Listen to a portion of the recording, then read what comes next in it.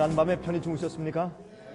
어떤 분들은 좀 멀리서 오셨기 때문에 어떤 목사님들은 찜질방에서 주무신 것을 제가 압니다. 좀 불편하셔서 어떤 분들은 좀 피곤하실지 모르겠지만 우리가 기도하는 마음으로 주의 말씀에 우리가 완전히 컨센트레이션해서 완전히 집중해서 성령께서 우리에게 깨닫게 하시는 지혜를 주시기 바랍니다. 우린 주님 앞에서 성령의 은혜가 없으면 깨닫지도 못하는 무지한 사람들이요, 성령께서 우리 마음을 주관하지 아니하시면 우린 주의 일을 할 수 없는 사람인 것을 압니다. 조금 전에 우리 기도해 주신 목사님께서 기도하신 것처럼 우린 정말 하나님의 은혜와 역사가 아니면 우리가 과거에 우리가 주님을 위해서 일한 생을 돌아볼 때 우린 정말 아무것도 아닙니다.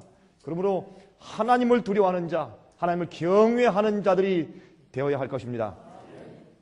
오늘은 제가 어제 저녁에 말씀드린 것에 이제 이어서 그 제2부를 말씀을 좀 드리겠습니다. 마지막 복음 전쟁이 일어날 무대가 어떠한 것인가, 도대체 하나님께서 어떤 무대를 펼치시고 어떻게 복음의 전쟁이 이루어지고 어떻게 하나님 사업이 마치게 하실 것인가 라는 것을 우리가 알아야 할 것입니다. 여러분, 우리 좌표를 알아야 합니다. 우리의 좌표를 알려주고 우리의 위도를 알려주셔서 이 세상 역사가 어떻게 흘러가고 있으며 어디까지 왔으며 우리가 어디에 서 있는지를 밝히 알려주는 것이 예언입니다. 예언의 빛이 없으면 우리는 어두운 가운데 있는 것입니다. 하나님께서는 옛날부터 지금까지 계속해서 예언의 빛을 통해서 하나하나 인도해 오신 것을 우리가 분명히 알게 되는 것입니다. 그래서 사실 이번 기회에 제가 예언 문제를 이렇게 많이 말씀드린 이유가 거기에 있는 것입니다. 우리가 어디에 있으며 무엇하는 사람들인지를 모르면 우리가 진리를 알아도 그래도 어두운 가운데 있게 되는 것입니다. 그래서 우리가 예언과 복음은 같이 가야 합니다. 복음이 없으면 예언을 알고 참된 복음과 진리를 모르면 우린 점쟁입니다. 그렇죠? 우린 사주팔자 보고 저 종로에 가서 조만한 걸 펴놓고서 사주팔자 보는 점쟁이와 다를 것이 아무것도 없습니다. 예언만 알면 무슨 소용이 있습니까?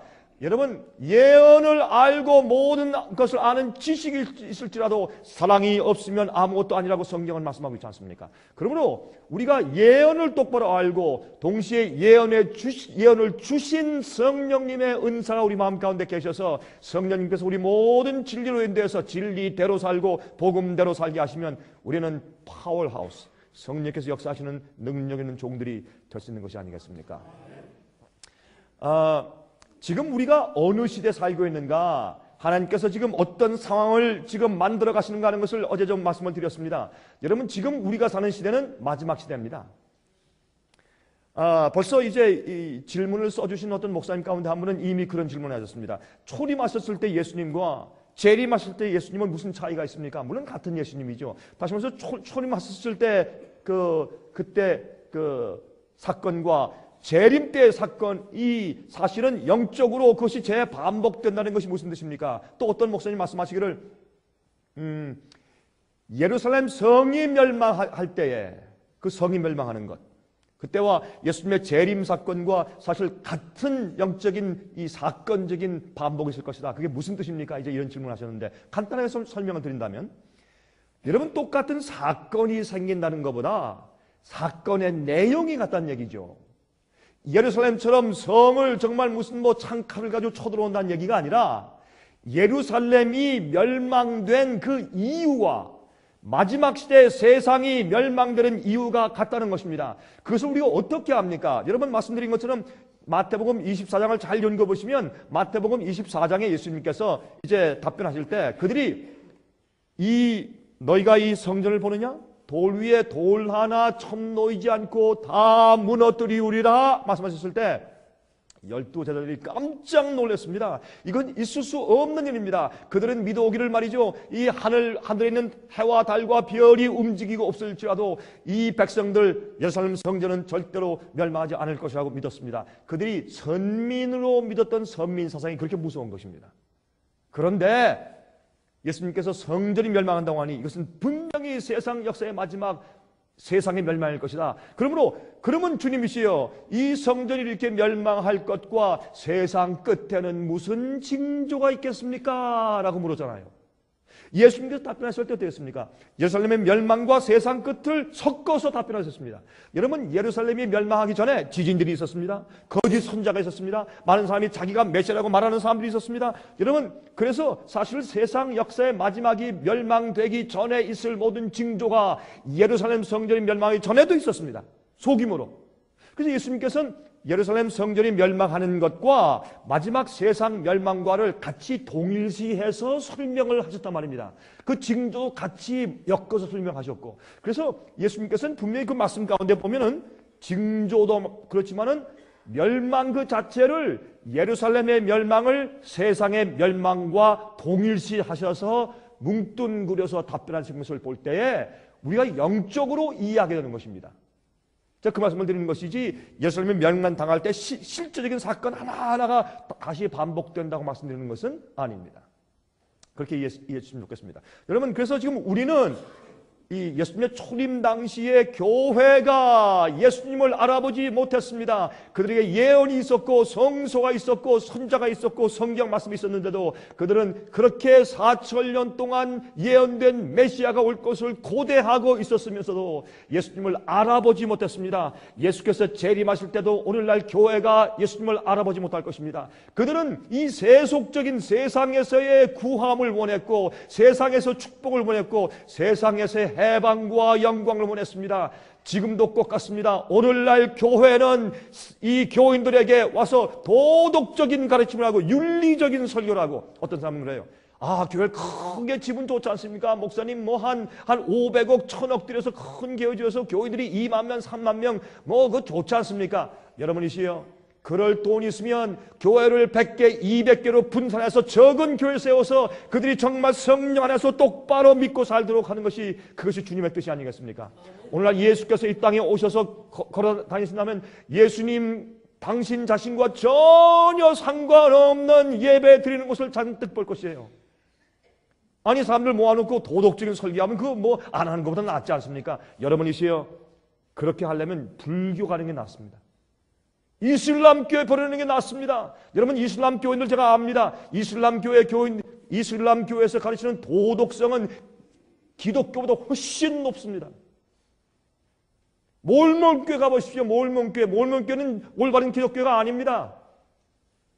올바른 기독교가 아닌 몰몬교회에서 가르치는 몰몬경이 어떤 면에서 도덕적으로 더 높습니다.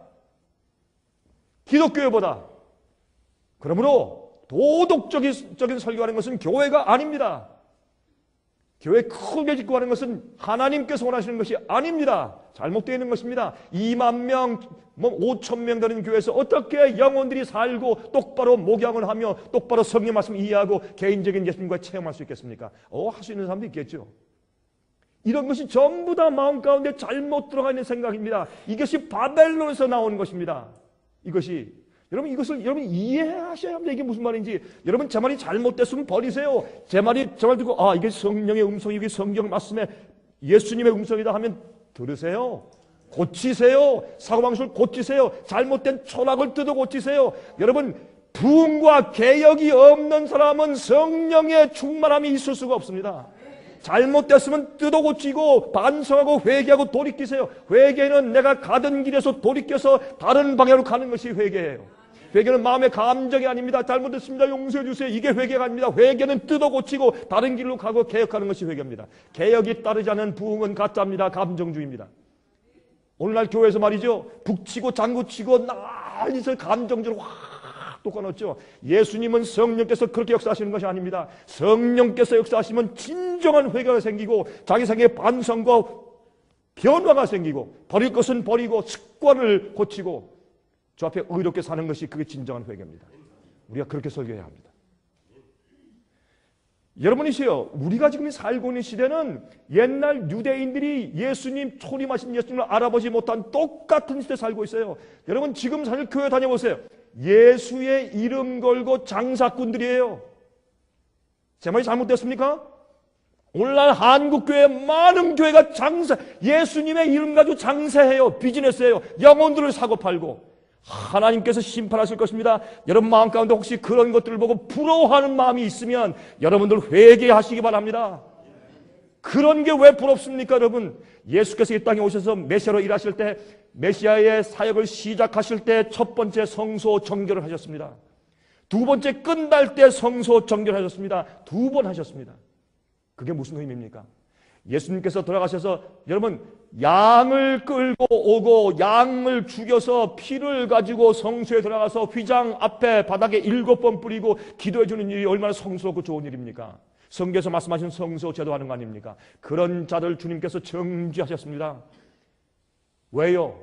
기가 막혔어요. 한 마리 양을 죽인 다음에 뒤로 빼돌려서 그다음에 두 번째 오는 양을 뒤로 빼돌려서 또 장사꾼들과 이 결탁을 해가지고 팔아먹고 한 마리 가지고 7가족에게 제사를 드리고 말이죠. 예? 6마리는 뒤로 돌려서 또 팔아먹고 이 짓을 해서 옛날 제사장들이.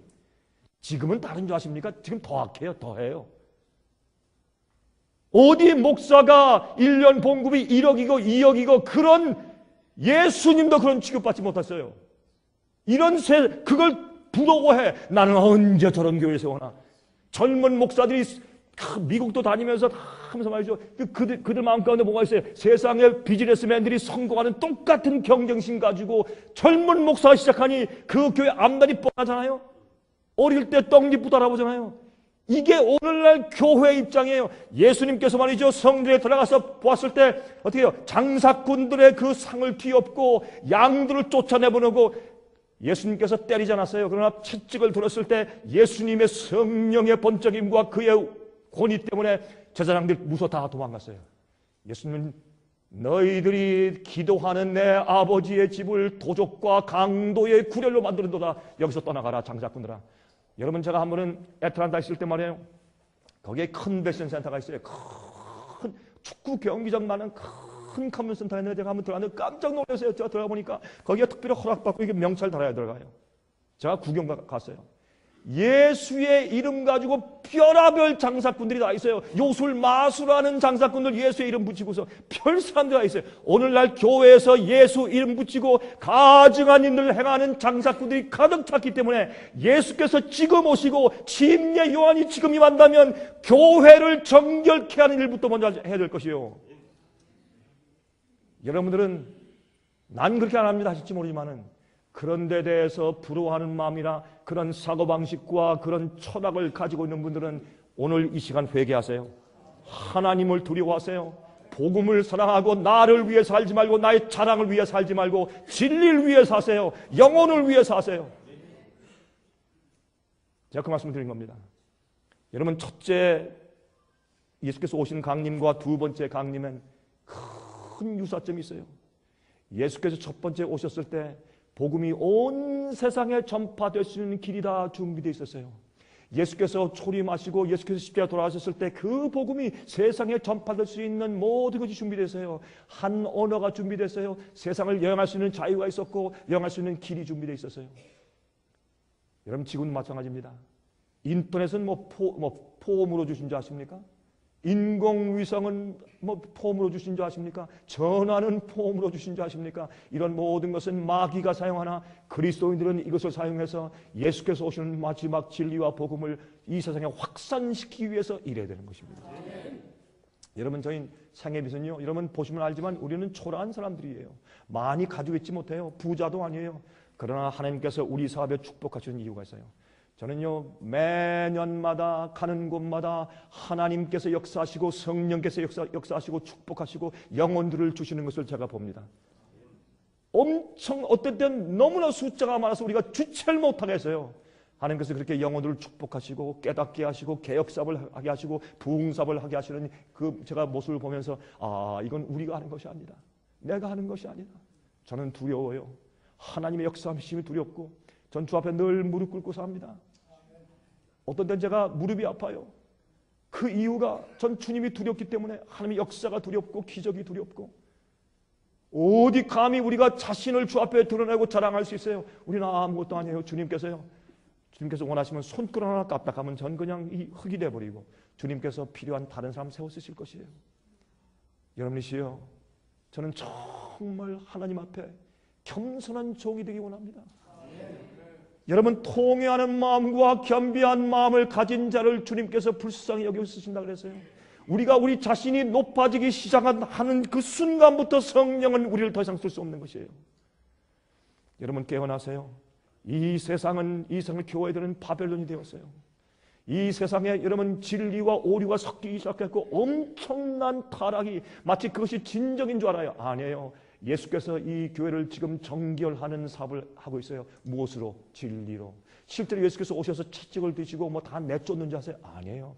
그것은 옛날에 여러분 보세요. 십자가 이전에 있던 사건들은 실제 문자적으로 있었던 사건이고, 십자가 이후는 그 문자적으로 있었던 사건들과 일들이 십자가 이후엔 영적인 것으로 재적용되고 있어요.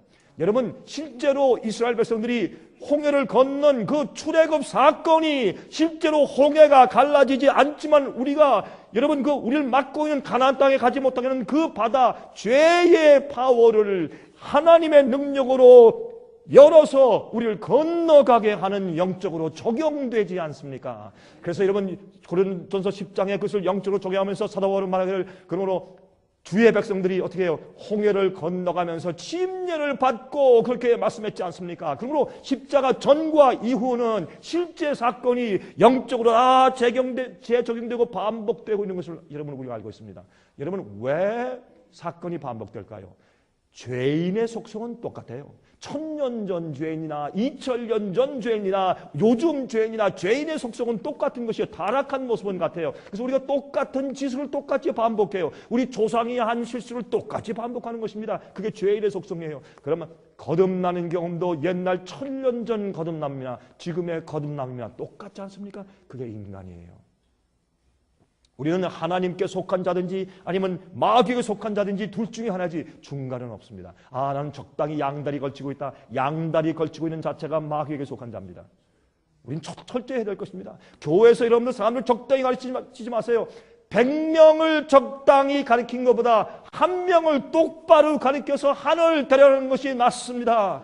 여러분 100명을 적당히 가르쳐서 여러분 예수님을 믿으니까 구원받았습니다. 하나님도 구원하시지 않은 것을 마음대로 구원을 주는 그런 목사들은 앞으로 심판받습니다. 그러므로 100명을 준비해 놓으면 그 100명이 정말 거듭나고 진리를 위해 사는 사람들이 아니기 때문에 마지막에 핍박과 환난 때 가면 이 100명이 돌변해서 우리를 잡아 죽이는 핍박자들로 변하는 것입니다. 그러면 여러 목사님들이시여, 우리가 준비해놓은 그 적당하게 준비해놓고 하나님께서 원치 않는 자들에게 마음대로 구원을 베풀어 준 그 사람들이 우리를 잡아 죽이는 마지막 원수로 돌변할 때 여러분은 어떻게 하시겠습니까? 여러분들이 잘못해낸 그 실수 때문에 진실된 마지막 참된 주의 백성들, 예수의 믿음을 가지고 계명을 지키는 백성들이 잡아 죽임을 당하고 핍박당하는 그 이 일에 희생이 될 것입니다.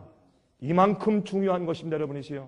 그러므로 사람의 자랑을 찾지 마시고 인간의 영광을 쫓아 사시지 말고 사람의 인기를 쫓지 마시고 사람의 숫자를 보지 마시고 여러분 교단을 위해서 일하지 마십시오. 교회를 유지시키기 위해서 일하지 마십시오. 하나님을, 우리를 구원하신 예수 그리스도를 위하고 주님의 진리를 위해서 일하시길 제가 바랍니다. 여러분, 우리가 지금 하나님께서 우리를 지금 어디로 인도하시고 마지막 상황이 지금 어떻게 되어 있는지, 여러분 이 세상은 하나가 되어 있습니다. 그렇죠? 종교연합, 에큐메니컬 운동, 이것은 하나님께서 하시는 것이 아닙니다. 교회가 하나가 되기 위해서 어떻게 합니까? 사랑으로 연합합시다. 다 용납합시다. 우리가 같은 하나님 믿고 같은 성경 가지고 있지 않습니까? 같은 하나님 믿음은 뭘 해요? 같은 성경 가지고 있으면 뭘 해요? 주님을 똑바로 알고 주님 말씀 그대로 살지 않는데, 그래서 뭐를 희생해야 합니까? 자기들이 발견한 빛과 그 특수한 교리를 성경 말씀으로 사는 것을, 그걸 버리고 희생하고 사랑으로 연합합시다 하니까 그게 바벨론이지 뭡니까? 진리를 버리고 사랑이라는 명목하에서 합하는 그것이, 진리와 오류가 합하는 것이 그게 바벨론이에요. 여러분, 성경에 말씀하는 마지막 시대에 여러분 이 바벨론이 멸망할 때, 바벨론이, 여러분 요한계시록 16장 보세요. 그때 가서 무슨 말씀했어요? 바벨론이 망하는데, 무너지는데 세 갈래로 갈라지고 무너진다 그랬어요. 세 갈래. 근데 그것은 여러분 개구리 같은 더러운 영인데 용의 입에서 나오고 짐승의 입에서 나오고 거짓 선지자의 입에서 나오는 것이에요. 이것은 종교연합을 말하는 것이에요. 마지막에 요한계시록 18장에 이 세상의 연합을 말할 때 어떻게 보았지만 어떻게 되어 있습니까? 종교연합이에요. 종교가 하나예요. 두 번째, 나라들의 연합이요, 왕들이 하나요. 지금 세상의 나라가 하나입니까? 나라가 하나입니다. 여러분, 무역을 해도 WTO예요. World Trade Organization이에요. WTO에 맞지 않으면 어느 나라도 장사를 못해요. 여러분, 아무리 아랍 국가가 떠든다고 해도 이란과 이락을 치는 거 보세요. 아프가니스탄 치는 거 보세요. 여러분, 이거는요 계획된 것이에요. 이란 잘못하면 이스라엘 가서 폭격해요. 지금 미국에 있는 정가에 있는 사람들은 다 알아요. 저 이란 가만두지 않아요. 굴복 안 하면. 이제는요 마지막 시대는요 이 슈퍼파워가 없어요. 강하고 약한 나라들 전부 다 평준화시켜서 전부 다 컨트롤하려고 하는 것이 마지막 시대 계획이에요. 나라들이 하나고 종교가 하나고, 지금은 기독교와 구교만 합친 게 아니에요. 기독교와 다른 종교들도 합쳐요. 요새 이슬람도 합치고, 여러분 교황이 얼마 전에 그랬죠. 이슬람과 불교인들이 믿는 하나님도 우리와 똑같은 하나님인데, 똑같은 하나님이요? 똑같은 하나님인데 믿는 방법이 좀 찾는 방법이 조금 다르대. 여러분이시여, 마지막에 가증한 새들과 귀신의 영들이 모이는 곳이라고 했어요. 종교도 하나가 됐어요. 또 하나 뭐예요? 경제가 하나가 됐어요. 어느 나라도 누구도 경제적인 것과 은행 체계에 붙들리지 않은 사람은 세상에 아무도 없어요.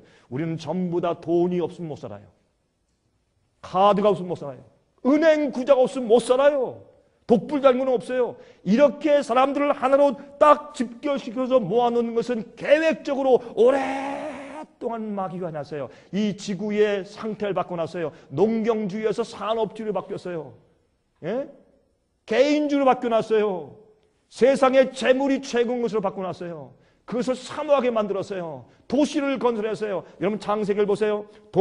에덴 동산을 떠나서 동편에서 계속 가면서 가인이 가인의 후손이 뭘 만들었다고요? 도시를 세웠다 그랬어요. 하나님께서 어떻게 해요? 서울 같은 도시를 세워놓고 그 속에 아담과 헤어를 만들어 놓았습니까? 아닙니다.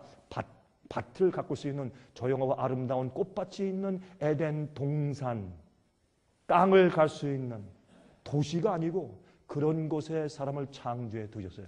마귀는 그 반대로 사람들이 몰려 사는, 예? 세상의 전 세계 여행을 많이 하는 사람 아니에요. 다녀보면 모든 나라마다 시골에 사는 사람들이 전부 다 도시로 집결해요. 그냥 개미떼 같아. 그냥 총총한 아파트에 다 끼어 살고 옆에 사람이 누군지 이웃도 없어요. 요새는. 이게 마지막다라는 얘기예요. 그리고 지금 보는 게 무엇이냐 하십니까? 바벨론이 무너졌도다 라고 말하면서 무엇이 무너지는 줄 아세요? 지금? 잘 보세요. 경제가 무너져요. 또 뭐가 무너져요? 종교가 무너져요. 여러분 타락한 종교가 뭔지 아세요? 바벨론이 무너지는 모습이에요. 그 속에 여러분 그 타락한 목사들 좀 보세요. 타락한 교인들, 장로들 좀 보세요. 이게 교인들인가? 예? 이게 어떤데 말이 안 나와요? 말이 안 나. 예? 그 설교와 강의를 들어보세요. 이게 귀신의 얘기지 그게 하나님 얘기냐고요. 예? 사람들이 모여가지고 이런 통성기도 할 때 와 귀가 아프고 나중에 뭐가 뭔지 모르겠어요. 그게 제가 들을 때 이게 귀신 소리지 이게 성령의 소리냐 뭐예요. 하나님의 귀가 먹으셨나? 왜 소리를 질러요? 여러분 제게 기분 나쁘시죠? 정신 차리세요. 세상의 교회가 흘러가는 주류에 따라가지 말고 경건하고 거룩하게 성령 말씀을 다 읽고 성령께서 주시는 음성을 들을 준비를 하세요. 귀를 열으세요. 성경을 말씀하기를 귀가 있는 자는 들을진저, 들을 귀가 있는 자는 들을진저 그랬어요. 제가 늘 말씀드리지 않습니까? 여러분 저희 상계에서 말할 때 저희가 강의하고 믿고 또 책을 쓰고 이제 이렇게 하는 것들이 성경적이 아니다 생각되시면 버리세요 하시라도, 그러나 이것이 정말 성령의 음성이고 성경 말씀의 진리의 말씀이라면 여러분 조심하세요. 두려움과 떨림으로 구원을 이루고 말씀을 연구하고 하나님께 기도하세요. 때가 다 됐어요. 때가 다 됐어요. 마지막 복음의 전쟁이 이루어질 것을 주님께서 말씀하세요. 지금 준비하셨어요. 보세요. 다니엘서 2장을 보면 금신상이 신상이 나오죠. 나중에 느부갓네살 왕이 금신상으로 만들었어요. 느부갓네살 왕은 꿈을 꾸었는데 그 꿈은 하나님께서 주신 꿈이었어요. 그래서 그게 금, 은, 동, 철과 진흙이었어요. 이게 역사의 제국들의 흐름이었어요. 그 다음에 돌나라가 임해서 맨 마지막에 이 모든 제국이 다 멸망하고 무너진 다음에 하나님의 왕국, 하나님의 참된 교회가 이 세상에 이루어지는데 그것을 성경은 새 하늘과 새 땅이라고 말했어요. 여러분 이것을 보여주었는데 거듭나지 아니한 느부갓네살은 하나님을 인정했으나 자기가 거듭나지 않았으므로 하나님의 계시를 자기 방식대로 바꾼 것이 뭐예요? 두라 평지에 금신상을 세우고 다 와서 경배하라 한 것입니다. 마지막 시대 짐승의 우상을 세운다. 짐승의 우상은 영어로 image of the beast예요. 그럼 우리가 예수님의 형상이라고 할 때 뭐라고 그래요? image of Christ. 그리스도의 형상, 너희 안에 그리스도의 형상이 세워지길 바란다. 내가 그걸 위해서 애쓴다. 그때 그리스도의 형상과 단어가 똑같아요. Image of Christ, Image of Beast. 똑같은 얘기예요. 그러면 짐승의 우상이 뭐예요? 짐승의 품성이에요.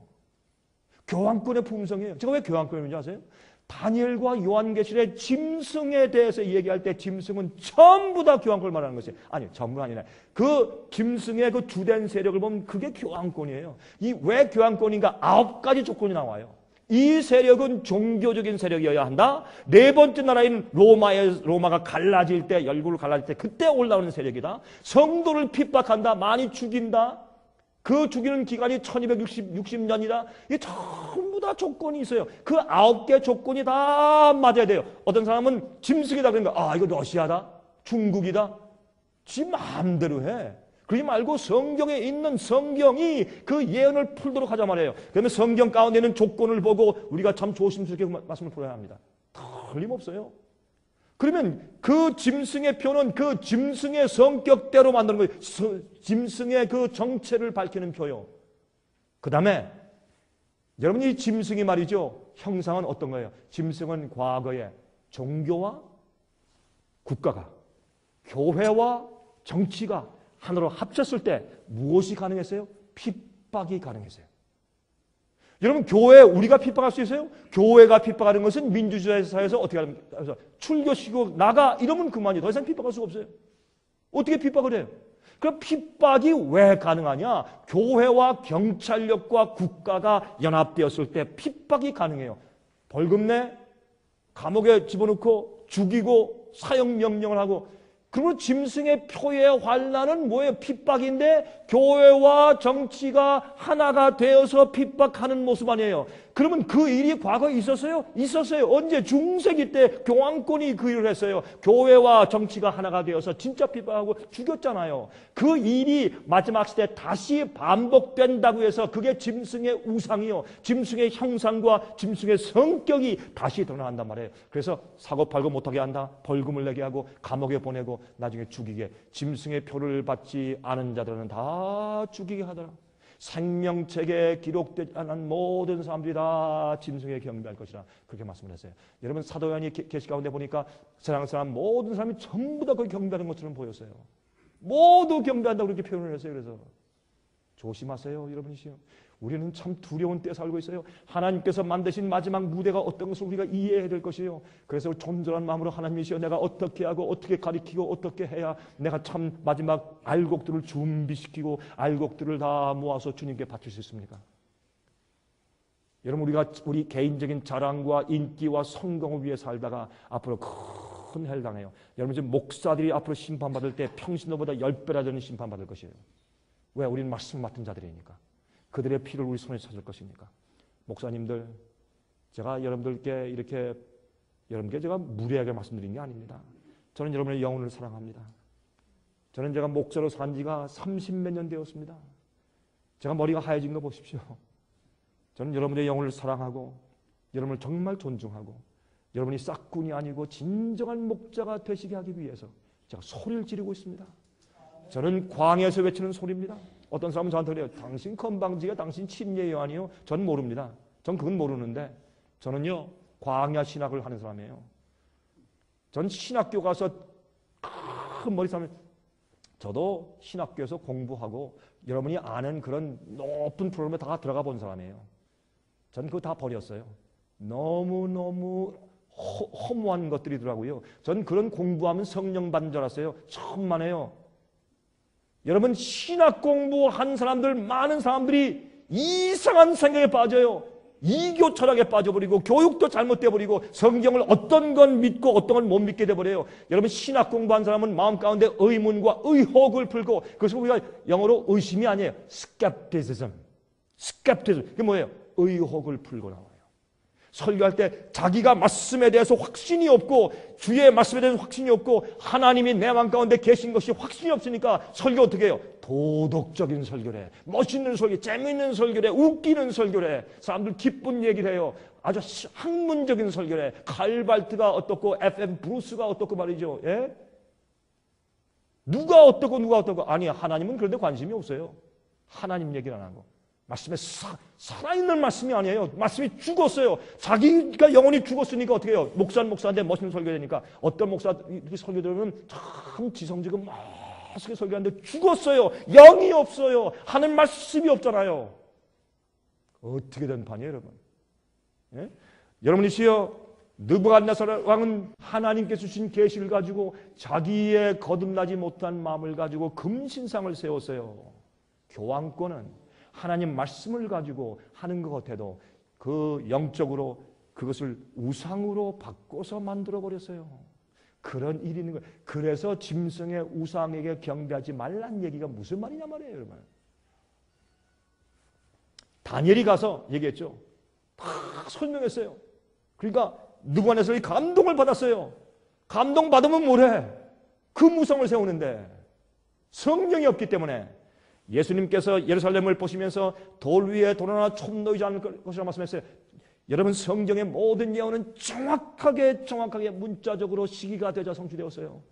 여러분, 사도 요한은 말이죠, 휘장을 열어주면서 이 마지막 시대 사건이 어떻게 될 것을 설명해 주었어요. 그것이 예언이에요. 영국의 골든 브라운 총리가 말했습니다. 최근에 역사가들은 우리의 시대를 뒤돌아보며, 우리가 사는 이 시대를 뒤돌아보면서 이 시기는 그저 평범한 시기가 아니라 역사의 방향을 가늠하는 시기로서 과거에 없었던 역사의 변화를 가져오는 시기요, 한 장면이 지나가고 다른 장면의 역사가 시작되는 시점이라고 평가할 것입니다. 그 말이 맞습니다. 그는 정치가지만 그는 예수는 모르지만 올바로 얘기했습니다. 우리가 사는 이 시대는 역사의 장면을 바꾸는 때가 될 것입니다. 예수께서 오셨을 때 역사의 장면이 바뀌었습니다. 여러분, 사도교회 때 역사의 장면이 바뀌었습니다. 여러분, 교회가 배도하고 광야교회에 들어가서 참된 백성들이 순교당해 죽게 됐을 때 역사 장면이 바뀌었습니다. 루터를 통해서 종교개혁이 일어나서 무수한 종교개혁자들이 일어나서 새로운 빛을 얘기했을 때 역사의 장면이 바뀌었습니다. 여러분, 지금 우리가 사는 이때는 추수 때이기 때문에 역사의 장면이 바뀌고 곧 예수께서 오실 때입니다. 자, 짐승의 표에 대한 경고는 성경 안에서 가장 심각한 예언 가운데 하나인 것입니다. 도대체 이게 무슨 예언이기 때문에 이제 그러할까요? 계시록 13장 11절부터 18절까지 보면 제가 간단하게 짚고 지나갑니다. 혹시 제가 자세하게 설명하지 않는다고 해서 여러분 걱정하시지 말고 저희 생애빛 우리 한국 지부에 전화하세요. 그리고 부탁하세요. 그러면 여러분, 우리가 재료가 참 많아요. 여러분, 우리 생애빛이 가지고 있는 재료 막대합니다. 이거 우리가 몇십 년 동안 연구하고 갈등하고 모아온 것들이기 때문에 여러분들 충분한 유익을 얻을 수 있으세요. 그러니까 전화하세요. 돈 없어요? 그냥 달라 그러세요. 그냥 강 목사 그냥 주라 그랬는데 그 한마디만 하세요. 그냥 드릴 테니까. 받아서 연구하세요. 여러분, 하나님께서 우리 앞으로 심판하실 때요, 난 몰랐습니다, 그런 말 못해요. 내가 너에게 준 시간 가지고 뭐 했니? 이렇게 심판하실 거예요. 말씀을 연구하세요. 보세요. 내가 보면 또 다른 짐승이 땅에서 올라오니 새끼 양같이 두 뿔이 있고 용처럼 말하다. 이것은 미국 이외의 다른 나라에 절대로 적용시킬 수 없어요. 해보세요. 안 돼요. 저가 먼저 나온 짐승은 교황권에 틀림이 없어요. 다른 데 적용시킬 수가 없어요. 모든 권세를 그 앞에서 행하고 땅과 땅에 거하는 자들로 처음 짐승에게 경배하게 하니 곧 죽게 되었던 상처가 나온다니라. 큰 이적을 행하되 심지어 사람들 앞에서 불이 하늘로부터 땅에 내려오게 하고 짐승 앞에서 받은 바 이적을 행함으로 땅에 거하는 자들을 미혹하며 땅에 거하는 자들에게 이르기를 칼에 상하였다가 살아난 짐승을 위하여 우상을 만들라 하더라. 하나 좀 말씀 좀 드릴게요. 또 여러분들 기분 나쁜 얘기 또 하나 더. 이왕 시작했으니까 여러분, 오늘날 한국 기독교에서 중국에 가도 마찬가지고 미국은 원래 그렇게 시작한 곳이니까 뭐 더 하죠. 오늘날 이 교회들 기독교 안에 왜 이렇게 기적 역사가 많아요? 기적이 생기는 것은 예수님의 영 성령께서 역사한다는 뜻이거든요. 기적은 충만하고 신유의 기적도 충만하고 방언의 역사도 충만하고, 예? 랄라리 사살이 다 빠지면 많아요. 뭐 왔다리 갔다리 방언이 많아요. 별 방언이 다 있어요. 그런데 재밌는 것은 말이죠. 그렇게 성령의 방언이 충만하고 신유의 은사, 성령 역사, 기적이 그렇게 충만한데 왜 교회는 이렇게 악하고 타락했냐 말이에요. 이게 말이 앞뒤가 맞는 얘기냐 말이에요. 이게. 그럼 우리가 알아차려야 될 거 아니에요. 이게 진짜 성령의 역사인가 거짓 영의 역사인가 우리가 알아차려야 될 거 아니냐 말이에요. 얼마 전에 말이죠. 한 여자 집사님들이 저희 집회 와서 저한테 그래요. 목사님, 우리 참 고민이 하나 있습니다. 이게 무슨 고민입니까? 우리 교회에 방언을 너무너무 잘하는 여자 집사님 3분이 있습니다. 유창하고 입만 열면 기도하면 방언이 터지고 너무너무 아름답게 방언을 잘하는데 이 3사람이 가장 문제아들입니다. 교회에서 맨날 문제 일으키고 맨날 교만하고 이거 어떻게 하면 좋겠습니까? 저 사람들 하는 것이 성령입니까? 제가 그랬어요. 그 사람들 하는 건 악령입니다. 그랬더니 저한테 묻는 사람도 깜짝 놀래요. 너무 제가 담대하게 얘기하니까. 여러분들이시요, 정신 차리세요. 짐승에게서 받은 이적을 행한다고 해서 언제 마지막 시대에 짐승의 표의 환란이 오기 전에 마지막 사건이 있기 전에 거짓 기적이 교회에서 판을 친다고 말했어요. 여러분, 모세가 기적을 행하기 전에 애굽의 술사들도 기적을 행했어요. 여러분, 어떤 미국에 있는 목사는 말이죠, 맛있게 옷을 입고 장미 입고 딱 들고 나와서요 쇼를 해요. 기적을 행하는데 진짜 이건 쇼요. 진짜 쇼도 이런 쇼가 없어요. 예수님의 이름으로 장난을 치고 희극을 하고 얼마나 제가 볼 때 눈물이 나고 하나님을 모욕해도 분수가 있고 성령을 모욕해도 분수가 있지. 그것을 성령이라고 사람들이 미어지고 말이죠. 병 고치는 누가 왔다. 신의 은사, 성령이 충만한 누가 왔다. 그런 사람을 한국에도 초청하고 또 어느 나라도 초청하고 어떻게 하면 좋은지 그것도 알아볼 만한 눈도 없으니 교회가 다 소경돼 버렸고 영혼들이 불쌍해. 양들이 불쌍해. 양들이. 예? 그런데 뭐 그게 진리인 줄 알고 기도하고 있으니까 어떻게 하면 좋겠냐 말이에요. 그래서 마지막 시대에 누가 오는 줄 아세요? 성령이 충만한 자들이 와요. 오늘 저녁에 제가 2번째 오순절이 온다고 설명을 드릴 것이에요. 이제 2번째 오순절 그 성령 역사가 앞으로 진짜 와요. 지금은 가짜가 판을 치고 있어요. 진짜가 와요. 진짜가 오는데 이건요, 죽은 자를 살리는 능력이 생기는 진짜예요. 성령이 그 사람을 사용하는데 절대로 능력을 행하거나 말씀에 파워가 있어도 자기를 높이거나 자랑할 수 없게 된 사람들, 성령이 사용하기에 안전하게 된 사람들만 사용하실 것이에요. 그 역사가 곧 와요. 어떻게 오느냐? 오늘 저녁에 말씀드릴게요. 그 역사에 여러분들은 참석하셔야 돼요. 여러분들 교회에 왜 이렇게 진리를 전하는데 영혼들이 안 오는가 갈등하고 기도하고 마음이 아프세요? 조금만 기다리세요. 여러분과 같은 사람들을 찾고 계시다가 우리가 정결한 그릇 되면 성령이 퍼부어져요. 놀라운 일이 생기고 세상이 뒤집어지고 한국이 뒤집어지고 중국이 뒤집어지고 이제 예수께서 이 땅에 오실 것이에요. 그때 참여하는 것이 그게 마지막 진짜 추수요. 진짜 추수. 자, 그래서 우리가 이런 사업을 하고 있는 것이에요. 여러분, 천주교에서 기적 행하는 일은 옛날부터 천주교에서 제일 많이 했어요. 귀신 쫓는 일 누가 했어요? 그 신부들이 옛날부터 한 일 아니에요? 왜 기독교에서 목사들이 귀신 쫓는 일을 해요? 여러분, 귀신 쫓는데 귀신 쫓는 게 여러분 진짜 그게 하나님이 하시는가 아니면 귀신이 귀신을 쫓아가지고 사람을 속이는지 한번 가만히 보세요. 진짜 성령이 임한 사람은요, 그 사람 생애로 알 수 있고 그 사람 생애의 결과로 알 수 있고 그 사람이 성경대로 말하고 성경대로 믿느냐? 그것이 시금석이에요. 왜 진리를 말하느냐? 그게 시금석이에요. 파워, 이거 능력이 있다. 마귀도 파워가 있는데 왜 능력만 가지고 하나님께서 임하셨다고 말하느냐고요? 그러지 말자고요. 하나님의 영의 능력이 임할 수 있어요. 근데 정말 그게 하나님의 영인지 마귀의 영인지 알아봐야 될 거 아니에요. 무엇으로? 성경으로. 성경이 최고 권위요. 그게 안전한 것이에요. 그게. 여러분 생각을 고치세요. 파워가 있다고 다 무슨 하나님의 영이라고 생각하지 마세요. 마귀가 더 많아요. 마귀가. 예? 칼에 상하였다가 살아난 짐승을 위하여 우상을 만들라 하더라.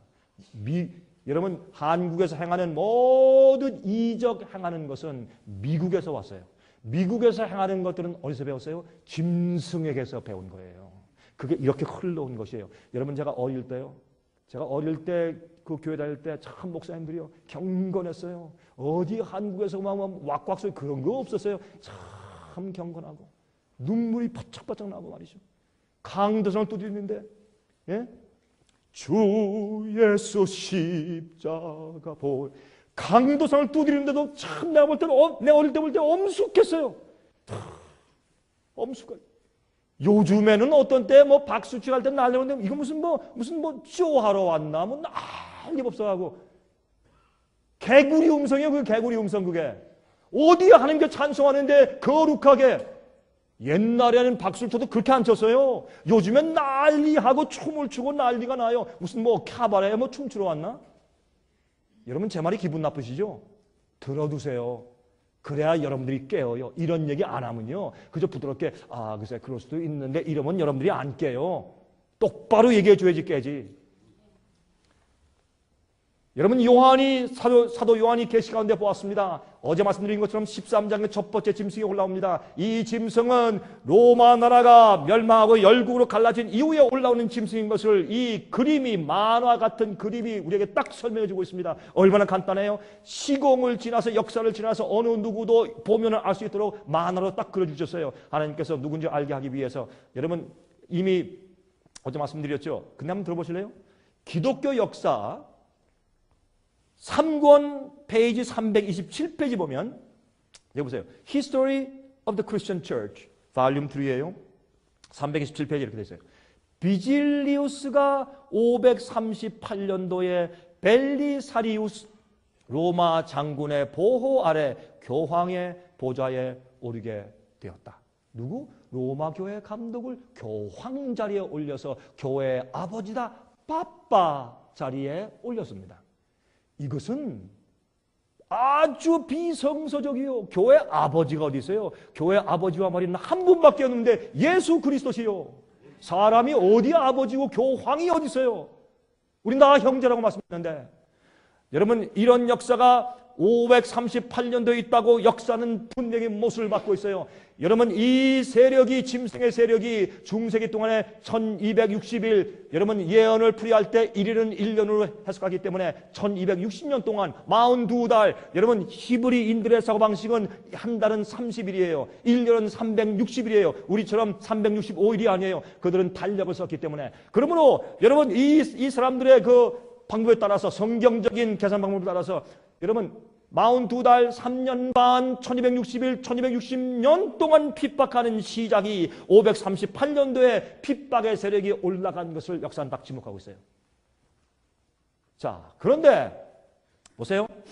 그 역사는 이렇게 말했습니다. 저스티니안 로마 황제가 로마의 교회 감독을 전 세계 기독교의 머리요 교리의 확정자요 이단을 처벌하는 권위자로 임명하는 칙령이 효력을 발생하게 된 AD 538년을 합법적으로 교황이 세계의 세력자로 부상한 시발점으로 간주하게 되었다.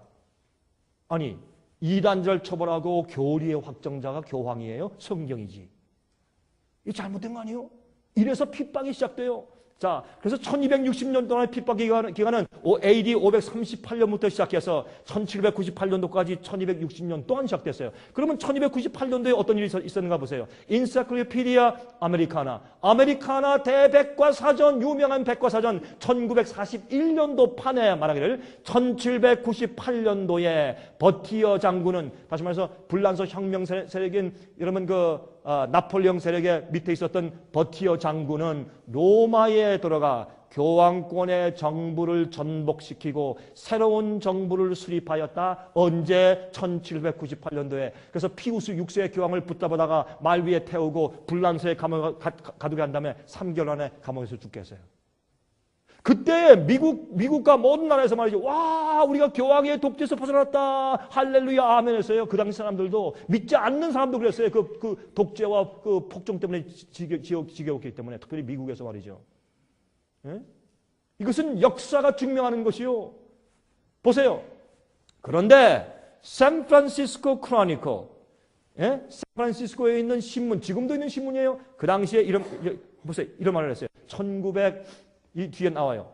1929년도 2월 11일자 이 신문에 이렇게 기록했어요. 보세요. 예언 성취를 보세요. 로마에 대한 의혹은 이제 과거사가 되었다. 오늘 밤 바티칸과 이태리는 무소리니데요. 이태리는 평화 조약을 체결하였다. 라테란 조약이요. 그것이 그렇죠. 상처를 치유하기 위하여 기가 막혀. 아니 여러분 이 신문이요 성경 예언을 풀어줬어요. 교황권이 죽게 되는 상처를 받았다가 나중에 치유되어서 보란다 그랬잖아요. 신문이 딱 설명했어요. 상처를 치유하기 위하여 괄목할 만한 서류에 사인하면서 이루어진 회합은 서로가 아주 진중한 태도를 보이면서 이루어졌다. 여러분 1929년도 2월 11일자에 무소리니는 여러분 그 로마 그 근교에 있는 108에이커의 땅, 우리 한국 땅으로 108에이커면 얼마입니까? 한 1만 평 좀 넘죠? 맞습니까? 예? 죄송합니다. 10만 평이 좀 넘죠? 그렇죠? 그 땅을 주면서 바티칸을 국가로 인정해주고, 예? 교회로 독립국가로 인정해줬어요. 그때부터. 그러니까 어떻게 해요? 이제 죽었던 상처가 1798년도에 불란서 정부에서 죽었던 상처가 1929년도에 치유되고 상처가 나오면서 다시 부활하기 시작했어요. 지금 보세요. 온 나라에서 바티칸에 대사를 보내요. 교회에게 왜 대사를 보내요? 교회가 정치 세력이 되었어요. 교회와 정치가 합한 곳이 로만 캐톨릭 교회예요. 그러니까 다시 부활하잖아요. 이제는요. 각 나라 미국의 국회의원들과 대통령이 유럽을 방문하면 어디 먼저 가요? 바티칸 가서 무슨 옷을 입어요? 어제 보여드렸죠? 까만 옷을 입고 와서 경배하고 아련해요. 왜? 충성심을 보여드리니까. 이 세상에서 천주교 교인 숫자가 제일 많으니까. 미국에서 말이죠. 지금요 모든 교파 가운데 천주교의 교인들의 숫자가 제일 많아요. 선거할 때 천주교인들의 투표수를 잃어버리면 아무도 당선이 안 돼요. 지금은.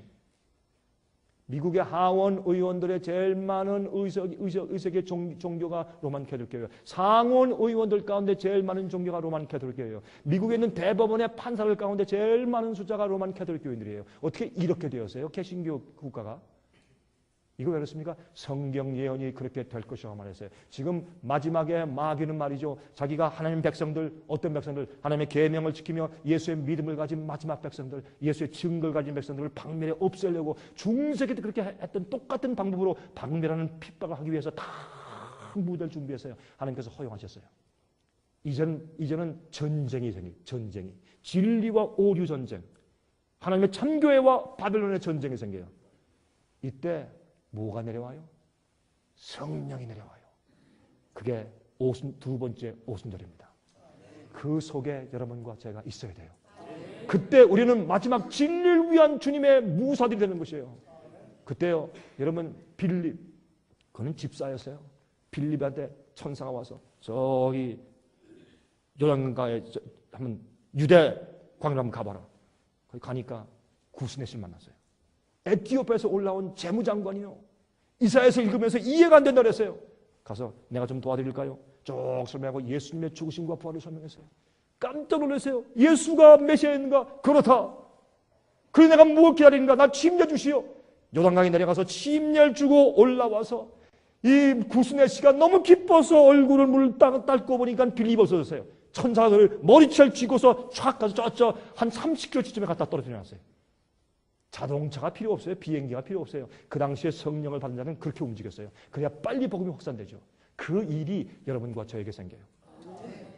방언의 역사가 와요. 진짜 방언이 참 방언이 뭔지 아세요? 외국어하는 것이에요.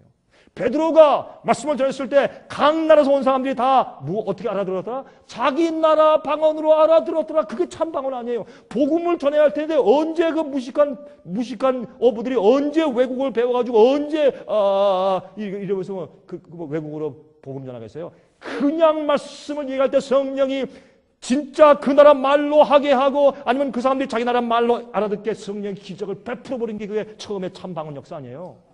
솔직히 합시다. 우리가 요즘에 따따따따라라라 하는 이게 그걸 아주 방언이라고 하는데 우리 성경 참 방언을 보자고 정말 무엇이 정말 성령의 방언인지. 제가 말하는 게 성경적이 아니에요? 버리세요. 누가 여러분에게 강제로 믿으려고 해요? 그러나 여러분이 정말 겸손하게 주님 앞에 가서 통회하는 심령, 겸손한 마음을 가지고 주 앞에 무릎 꿇으면 성령께서 매일 우리에게 가르치실 것이에요. 여러분, 이런 역사가 이루어졌잖아요. 두 번째 짐승인 땅에서부터 말이죠. 이 양이 올라와요. 미국이 올라와요. 미국이 일 수밖에 없어요. 다르게 해석할 도리가 전혀 가능성이 0.1%도 없어요. 미국이 올라와요. 그렇죠? 그런데 이 미국이 보세요.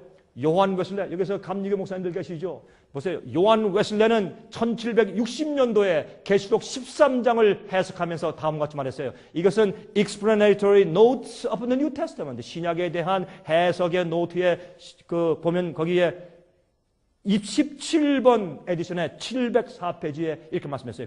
그가 새끼 양 같은 짐승은 아직 이르지 아니했지만 그러나 올 날이 결코 멀지 않았다. 미국의 건국은 1776년도였어요. 16년 전에 그가 말한 것이에요. 미국의 건국을 바라보고 알았어요. 어떻게 될 것을 알았어요.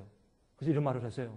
그는 첫 번째 짐승의 42달 기간이 끝나는 시기에 나타날 것이기 때문이다. 1798년도 이 교황권이 죽게 되는 상처를 받게 되는 그 즈음에 이 세력이 올라올 것이다. 그는 미국이 올라오는 것을 보았어요.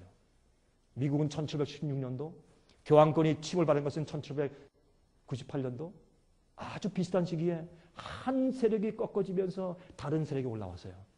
근데 그 두 번째 올라온 새끼 약간 짐승이 나중에 용처럼 말하더라. 그렇게 성경은 말씀하고 있단 말이에요. 예? 자, 계속 보십시다. 13장 11절에 내가 보면 또 다른 짐승이 땅에서 올라오니 새끼 양같이 두 뿔이 있고 용처럼 말하다. 저가 먼저 나온 짐승을 위해서 일하는 자가 되어 앞잡이가 되어. 여러분, 이 예언은 100% 정확하게 문자적으로 지금 성취되어 있습니다. 현재 미국을 보세요. 하는 일을 보세요. 저는 미국에 삽니다. 저는 미국에 산 지가 지금 34년 되었습니다. 예? 저는요, 너무너무 놀래요. 충격을 받고. 얼마 전에 교황이 미국을 방문했을 때, 백악관에 서 있을 때, 81세 생일 케이크를 가져오면서 박수를 치는데, 부시 대통령이 옆에 있고, 거기에 미국의 육군 합창대가 와가지고 어떻게 하세요? 옷을 다 입고 와가지고, 그들이 어떻게 피리 불면서 다 행진하면서 부르는데 어떻게 하세요? 예? 딴따란따란따란따란따. 그 끝에 제목이 그 가사가 뭐예요? The truth is marching on. 진리가 행진하네. 정신 빠진 사람들이에요. 누구의 핍박받고 와서 자유국가를 세웠는데 이젠 교황을 세워놓고 진리가 행진한대요. 이렇게 미국이 바뀌었어요. 그걸 봐도 예언의 성취를 못 보십니까, 여러분? 이 놀라운 시대에 살고 있어요. 그리고요, 이 흑인 여가수 세계에서 최고의 소프라노 가운데 하나죠. 예? 그 여자가 부르는데 이걸 뭐예요? Our Father which art in heaven. 주기도문을 찬송하는데 뭐라는지 아세요? 하늘에 계신 아버지. 이게 아니에요. 교황을 보면서 Our Father which art. 정신 나갔어요, 여러분. 이게 미국이에요, 지금. 백악관에 데려놓고. 난리를 지기고. 왜 이걸 보면서 사람들이 몰라요? 왜? 눈이 멀었으니까. 소경이니까. 예언을 모르니까. 짐승이 무언지를 잃어버리고 버렸으니까. 종교 개혁자들이 다 해석해서 가르친 것을 우리 전통을 버렸으니까. 더 똑똑해졌대요. 옛날 사람들은 다 바본가? 이게 정신들이 이상하게 됐어요. 여러분 보세요. 과연 지금 어떠한 일들이 나오고 있습니까? 계시록 17장 4절에 여러분 계시록 17장 1절 보면 어떤 말씀이세요? 내가 너에게 음료의 비밀을 알게 하겠다. 그렇게 시작해요. 요한계시록 17장은. 요한계시록 17장은 바벨론 세력이 누군가라는 것을 딱 지목해주고 마지막 시대 7왕 8째 왕도 생기죠. 7왕, 짐승의 7머리를 설명하면서 세상의 역사가 어떻게 진행되며 바벨론 세력이 누구며 마지막에 어떻게 될 것이다 라는 것을 설명하는 것이 요한계시록 17장이에요. 어렵지 않아요. 아주 간단해요. 여러분 아직도 이해 못하시는 분들은 제가 쓴 그 요한계시록 강해책을 받으세요. 달라고 그러세요. 전화하세요. 읽어보세요. 어떻게 되는가? 얼마나 쉬운지. 여러분 요한계시록이 어려운 게 아니에요. 어떤 사람이 요한계시록 몰라도 구원받는데. 그러면 예수님께서 요한계시록을 왜 써주셨어요? 요한계시록은요, 마지막 주의 참교회 백성들이 마지막에 마귀가 하는 모든 기만과 술수를 다 깨닫고 함정을 다 미리 알아서 조심해 가도록 미리 주신 지도가, 주의 백성을 위한 지도가 요한계시록이에요. 왜 그걸 몰라도 돼요? 알아야지. 지도 없이 우리 여행을 떠나요, 여러분? 자, 보세요. 그 여자는 자줏빛과 붉은빛 옷을 입고 금과 보석과 진주로 꾸미고 손에 금잔을 가졌는데 가증한 물건과 그의 음행에 더러운 것들이 가득하더라. 잘 보세요. 이 음녀는 말이에요. 자줏빛 옷을 입어요. 보세요. 교황 옆에 있는 추기경들의 옷이 무슨 색깔입니까? 네? 잘 안 보이세요? 자줏빛 색깔입니다. 교황이 입은 색깔은요, 빨간 색깔입니다. 그 다음에 보세요. 보석, 금과 보석과 진주로 꾸미고, 여기 꾸민 거 이거 보세요. 금, 은, 보석 보이세요? 이 사람들이 몰라요. 또 손에 금잔이 있어요. 이 금잔 보이세요? 미사 드릴 때 뭘 들고 해요? 금잔 들고. 이렇게 그림으로 보여줘도요, 눈이 멀었으니까 안 보여요. 왜? 딴청하니까. 이런 시대 살고 있어요. 우린 지금. 예? 자, 짐승의 우상에게 생기를 준다는 얘기가 나와요. 요한계시록 13장 얘기죠. 누구든지 이 표를 가진 자 외에는 매매를 못하게 하니 이 표는 곧 짐승의 이름이나 그 이름의 수라. 짐승의 수를 세어보라. 그 수는 사람의 수니 666이니라. 그런데 왜 자꾸 컴퓨터 바코드라고 그러냐고요. 컴퓨터가 사람이에요, 여러분. 여기 말이에요. 사람의 이름에 보세요. 이것은 곧 이 표는 곧 짐승의 이름이나 그 이름의 숫자라. 사람의 이름의 숫자라고 했어요. 여기는 어떻게 해요? 그 짐승의 수는 사람의 숫자라고 그랬는데 666을 자꾸 왜 컴퓨터 바코드라 그러고, 그 다음에 또 짐승의 표를 갖다가 무슨 뭐 이런 조그만 CR 같은 무슨 그런 그걸 뭐라 그래요? 한국말로? 베리칩. 예? 이 베리칩이 무슨 말이에요? Verification 칩이란 말이에요. 그 아이디란 말이에요. 아이덴티피케이션. 자기가 누군지를 아는 모든 인포메이션이 들어있는 그 베리피케이션 칩을 갖다가 여기 뭐 오른쪽에 아니면 이마에 이거 박는 데나, 그리고 또 그거 되게 쓰고 다니니까 그게 짐승의 표래. 여러분, 이런 것들은요, 전부 다 예언을 미래주로 풀어가지고 교황권 짐승의 세력과 전혀 상관없이 다른 식으로 풀어서 사람들이 눈이 멀고 연막 전술이에요. 암흑의 헤매게 만드는 잘못된 가르침을, 개신교에도 그걸 갖다가, 여러분, 그것은요, 종교 개혁자들이 이건 교황이야 이렇게 하니까 제수잇이 나타나가지고 그거 같은 거예요. 과거로 풀어버리고 미래를 풀어버리고 이렇게 해가지고 이게 교황이 아니요, 다른 사람들이요, 과거에 이루어졌어, 아니요, 미래 올 것이요, 이렇게 연막전에서 싹 펴는 것을, 이게 말이죠, 개신교들 그것도 다 받아마주고 또 그걸 그대로 풀어버리네. 또 이렇게 답답할 때가 이때가 어디 있느냐 말이에요, 세상에. 그러니까 짐승한테 다 속임당한 거죠, 지금. 여러분 아세요?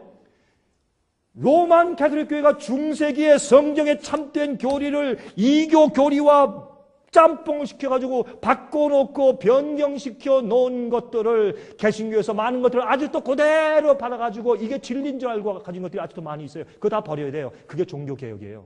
종교개혁은 끝나지 않았어요. 처음 조금 시작하다가 나중에 후회들이 딱 그만둬 버렸어요. 여러분, 저는요, 종교개혁자예요.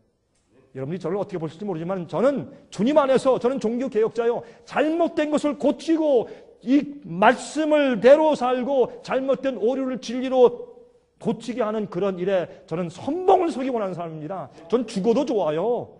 여러분, 죽는다고 나섰는데 뭐 무서울 게 어디 있어요? 그렇죠? 나 미워하고 핍박하고 죽여요? 그럼 나 죽겠어요. 죽은 다음에 저는 어떻게 할 거예요? 죽은 다음엔 끝이지. 죽은다면 저한테 어떻게 해도 제가 못 느끼잖아요. 죽는다고 하면 결심해 보세요. 무서울 게 없어요. 무서울 게 없어요. 여러분, 제가요, 전 진리 위해서 전 몸 바친 사람이에요. 이왕 하나님 위해서 몸 바치면 아예 바쳐버리는 게 좋아요. 그게 마음 편해요. 이제 보십시다. 이제 이게 뭔지. Our Sunday Visitor. 이거는 로만 캐톨릭 지혜예요. 거기서 이렇게 말했어요. 1915년도 4월 18일자 보세요. 이렇게 말씀되어 있어요. 교황의 공식 명칭은, 교황은 사람입니까? 사람입니까? 사람이죠. 교황의 공식 명칭은 Vicarius Filii Dei이다. 교황은 수백 명 아니에요. 그러니 교황의 이름이 각자 다르잖아요. 뭐 요한 바오로 2세, 요한 13세, 베네딕트 16세 이름이 다 다르지 않습니까? 그러나 교황의 지위는 하나밖에 없어요. 그럼 교황의 직위의 진짜 공식적인 이름이 뭐냐면요. 교회에서 로마 교회에서 말하기를 교황의 공식 명칭은 사람의 이름이 무엇이에요? Vicarius Filii Dei. Dei는 라틴 말로 헬라말하고 비슷해요. 라틴 말이 그렇죠? 그러니까 Dei는 뭐예요? 하나님이에요. Filii 아들이에요. 그렇죠? 그다음에 Vicarius 뭐예요? 이거는 representation이 아니에요. 대표자가 아니에요. 대리자예요. 영어로 vicarious of Son of God. 하나님의 아들의 대리자. 하나님 아들 없이 자기가 하나님의 이 고난을 가지고 일하는 자라는 뜻이에요. 이건 참남된 이름이에요. 그게 교황의 공식 명칭이라고 말했어요.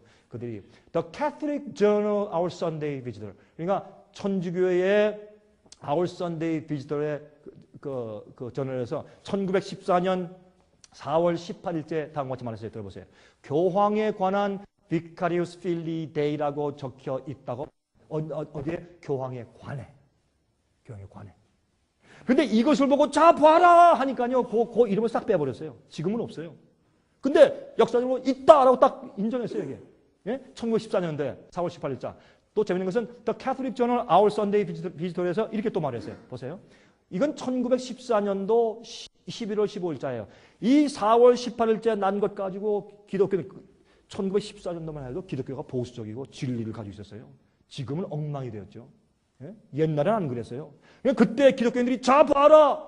이거는 적그리스도, 죄의 사람, 짐승의 틀림없지 않냐. 이게 666이다 하니까 그때 11월 10일 한 6개월 지난 다음에 이렇게 또 말했어요.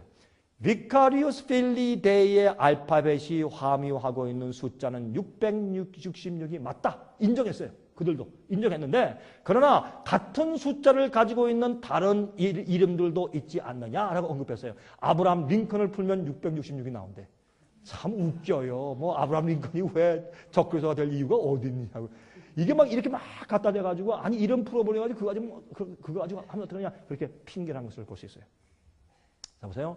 요한계시록 13장 17절 18절 이 표는 곧 짐승의 이름이나 그 이름의 수라. 지혜가 여기 있으니 총명 있는 자는 그 짐승의 수를 세어보라. 그 수는 사람의 수니 666이니라. 보세요. Vicarius. 여러분 이 라틴 말에는 그 알파벳 숫자에 전부 다 숫자가 들어있어요. 그렇죠? 그런데 이 알파벳에 숫자가 들어있는데 우리가 X 하면 10 아니에요. V 하면 5고 I면 1이고 I 2개면 2이고 우리가 다 숫자를 쓰고 있잖아요. 그런 식으로 숫자가 들어있는데 V는 5예요. I는 1, C는 100이에요. A, R은 숫자가 안에 없어요. I는 1, U는 V하고 똑같아요. 5예요. S는 그 숫자가 없어요. 합치면 얼마예요?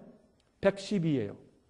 필리 할 때 F는 그 가가 없어요. 1은 I는 1, L은 50. 어떻게 50인 걸 압니까? 여러분 70인역 할 때 어떻게 하세요? L, X, X. 70인역 아니에요? 그러니까 L은 50이에요. I는 1, I는 1, 53이에요. 제가 이 계산 틀렸으면 저한테 말하세요. 잘 보세요. 그 다음에 day 할 때 D 500이에요. D는 500이에요. 제 숫자가 많아요. E는 없어요. I는 1이에요. 501이에요. 합해보세요. 666이에요. 그런데 660 이렇게만 풀지 말고 이 짐승의 누군가는 조건이 9개가 나오잖아요. 다니엘과 요한계시록 9개가 그 9개가 전부 다 적용돼서 맞아야 짐승 되는 것이에요. 그 중에 하나가 요거예요. 이것만 맞으면 안 돼요. 안 그러면 아무나 다 사람들 히트를 끌어대고 뭐 무소리 끌어대가지고 666 맞으면 되는 겁니까? 그게 아니라 모든 다른 조건 언제 일어나는 것인가? 어떤 일을 할 것인가? 무슨 특징이 있는가? 9개 조건이 다 맞고 나서 이게 맞아야 돼요. 전부가 다 맞기 때문에 이 666은 교황의 권위를 상징하는 표인 것이 100%, 120% 틀림없는 것입니다. 제 말이 잘못되었어요? 버리세요. 맞아요? 받으세요. 보세요. 이 Ecclesiastical Dictionary, 교회 사전, 이건 천주교의 사전이에요. 거기에 페라리스라고 추기원이 쓴 이 사전에 Pope, 교황이라고 하는 난에 교황을 로만 캐톨릭 교회에서는 이렇게 해석합니다. 여러분 제가 교인들 치는 거 아니고 잘못된 가르침과 시스템을 말하는 것이에요. 제가 비판하는 얘기가 아니에요. 잘못된 건 잘못되다고 얘기해줘. 하나님께서 죄를 지적하고 침례연이 죄를 지적한 것이 그게 비판이었어요? 아니에요. 진리를 말하는 것이었어요. 교황만이 가장 거룩하다고 불릴 수 있으며 들으셨어요? 거룩한 군주, 지고한 황제, 그리고 왕중왕이라고 불릴 수 있다. 교황은 그토록 큰 위엄과 능력을 가지고 있기 때문에 그리스도와 하나가 되어 동일한 심판을 구성할 수 있다. 그래서 교황이 행한 바는 무엇이든지 하나님의 입으로부터 발해진 것처럼 여김을 받는다. 교황의 사도서신 말은 성경 권위와 같게 여기는 이유가 여기 있습니다. 성경보다 어떤 데는 더 전통이 위에 있어요. 교황 리오 13세가 Encyclical Letter, 교회에 보낸 편지에 1894년 7월 20일자에 그는 이렇게 말을 했어요. 우리 교황들은 이 땅에서 전능하신 하나님의 자리를 차지하고 있다. 이렇게 말했습니다. 이건 공식적인 얘기들입니다. 자, 프람타 비블리오테카, 이것도 이제 성경 주석인데 로마교회 성경 주석 6권 25페이지부터 29페이지에 이렇게 설명합니다. 교황은 너무나 위엄이 있고 지고하기 때문에 그는 단순한 사람이 아니라 그 재밌는 얘기네요. 하나님인 동시에 하나님의 대리자이시다. 그게 Vicarius Filide이에요. 대표자가 아니에요. 대리자예요. 교황은 지상의 하나님이시며 왕중의 왕이시고 최고의 권위를 가지고 계시다. 하나님이 아니라 교황이 지상에서? 자, 벨라민 그 교수가 쓴 On the Authority of the Council, 교회 카운슬, 로마 교회의 그 카운슬에 대해서 쓴 책 볼륨 2, 2권에 이렇게 말했어요. 성경에서 교회의 머리 되시는 그리스도를 지칭하는 모든 명칭들과 그분의 최상권에 관한 모든 것들은 교황에게도 적용된다. 그래서 그리스도의 대리자예요. 여러분 보세요. 근데 재미있어 이런 얘기가 있어요. 이제부터는 여러분 편견 갖지 마세요. 예? 마음 가운데 예수님을 왜 십자가에 못 박았어요? 편견 때문에 죽였어요. 교회 전통적인 잘못 사상 때문에 죽였어요. 편견 갖지 말고 마음 열고 들으세요. 제가 말하는 게 성경적이 아니에요? 버리세요. 성경적이에요? 받으세요. 여러분 초이스예요. 여러분 선택이에요. 자 보세요. 이거는 이 추기경 C.F. 토마스 추기경이 이제 쓴 그 답변 가운데서 이런 답변이 있습니다. 1895년도 편지 10월 28일자에 이렇게 말했어요. 물론 우리 천주교회는 날짜를 변경한 것이 우리 교회가 한 일이라고 주장하는 바이다. 다시 말해서 뭐를 변경시켰어요? 예배드리는 날짜를 변경시켰어요. 자기 마음대로. 그렇죠? 자, 이것이 우리가 한 일이다. 그 행동이 바로 천주교회의 권한과 종교적인 일들에 대한 권위를 나타내는 표다. 여러분 보세요. 이 세상에 일요일 날 전부 쉬도록 공휴일을 만들었어요. 왜요? 로만 가톨릭 교회가 정치적으로 한 것이에요. 중국에 가도 어떤 데 가면 일요일 날 다 상점 문 닫았어요. 여러분 저 유럽 가서요. 여러분 그 여행객들을 위해서 미리 알아놓지 못하면 일요일 날 여러분 굶어요. 다 문 닫아요. 가보세요. 특별히 독일 같은 데 가보세요. 여러분 굶어요. 여행객들을 위해서 문 여는 식당을 알아놔야 돼요. 일요일 날. 사람들이 교회 가기 위해서 이렇게 해요? 아니에요. 일요일을 휴식의 날로 만들었어요. 누가? 교황권이. 정치적으로 오랫동안 수백 년 동안 역사를 이렇게 다 만들어놨어요. 이제는 일요일 날 쉬는 것은 아예 당연한 것이요. 이게 뭔 줄 아세요? 그게 교황의 권위다. 그래서 이 모든 사람을 쉬게 하는 날에 가서 예배드려라. 그것이 뭐다? 날짜를 변경해 놓은 교황의 하나님의 계명을 바꾸고 말씀과 진리를 바꿔 놓을 수 있는 권한이 있고 예수 그리스도의 권한을 교황도 가지고 있다는 권위의 표다. 그걸 말하는 것이에요. 여러분 제 얘기를 듣고 마음을 여세요. 편견 버리세요. 이게요 보통 얘기가 아니에요. 성경에 계명의 넷째 계명에 안식일을 기억하고 거룩시키라. 여러분 제가 이 안식일 얘기만 딱 나온 사람들이 와 이단 광신 안식교 뭐 이래요. 세상에 뭐 안식교만 안식일 지키는 줄 아십니까? 미국에 와서 철치 오브 갓 가보세요. 암스트롱 교회 가보세요. 안식일 지키는 교회. 제7일 침례교, 안식일 지키는 침례교 있어요. 안식일 지키는 교회가 많아요, 아직도 세상에. 왜 편견을 가지고 있어요? 아니, 계명대로 말씀대로 살고 지키는 게 그게 극단이고 광신이면 난 극단되고 광신될래요. 이게 생각이 잘못되고 편견이라고요. 그러면 제가 지금 무슨 말씀 하려는가? 보세요. 종교개혁이 계속되고 있는데 마지막에 하나님께서 종교개혁을 한 번 더 크게 오게 하세요. 짐승의 고난의 표가 뭔지를 깨닫게 할 때 사람들이 와 놀래요. 여러분 제가 좀 더 설명드릴게요. 깜짝 놀라는 사건들이 세계에 벌어지고 있는데 예언을 모르니까 사람들이 뭘 모르는 줄 아세요? 뭐가 뭔지 모르고 그냥 가고 있어요. 나중에 짐승의 표의 환란이 와도 이게 뭔가를 잘 모르게 그렇게 마귀는 속여놨어요. 마귀가요. 우리보다 머리가 작은 거 모자란 줄 아세요? 마귀는 우리보다 100배, 1000배 머리가 좋은 자예요. 천사장이었었어요. 여러분. 자, 그러면 여러분 이게요. 마지막에 어떤 일이 생기느냐? 종교적인 것 가지고 사람을 억압하는 그런 명령과 법을 만들면 안 됩니다 하는 종교 자유의 움직임이 생겨요. 누가? 주님 백성들이. 예?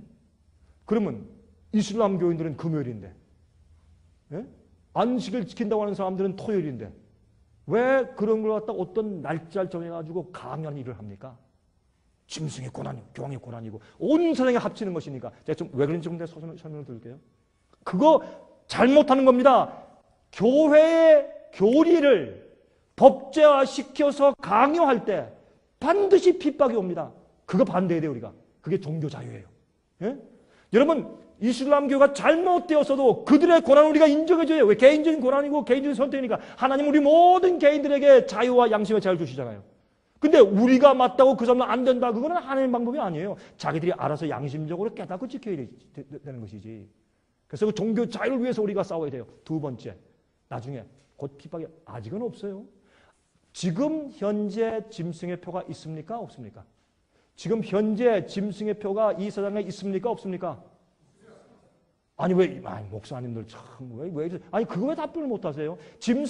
현재 지금 우리 사람 이 시대에 2010년도에 지금 2월 달에 지금 짐승의 표가 지금 실제로 지금 존재합니까? 안 합니까? 안 합니다. 왜 안 해요? 그것을 교리를 강제하는 일이 아직 없어요. 강제하는 일이 앞으로 올 것이에요. 그것이 성경 예언이요. 그때 뭐가 생겨요? 진짜 종교개혁은 마지막에 생겨요. 큰 뒤집어진 일이 생겨요. 그때 참 진리를 아는 사람들을. 그래서 성경의 마지막에 성도의 인내가 요인하니 저들은 하나님의 계명과 예수 믿음을 지키는 자니라. 예수의 믿음만 가졌어요? 아니요. 예수의 믿음을 가졌기 때문에 계명을 순종하는 품성이 준비된 사람들이에요. 주께서 뭐라고 말씀하시니 따르는 사람들이에요.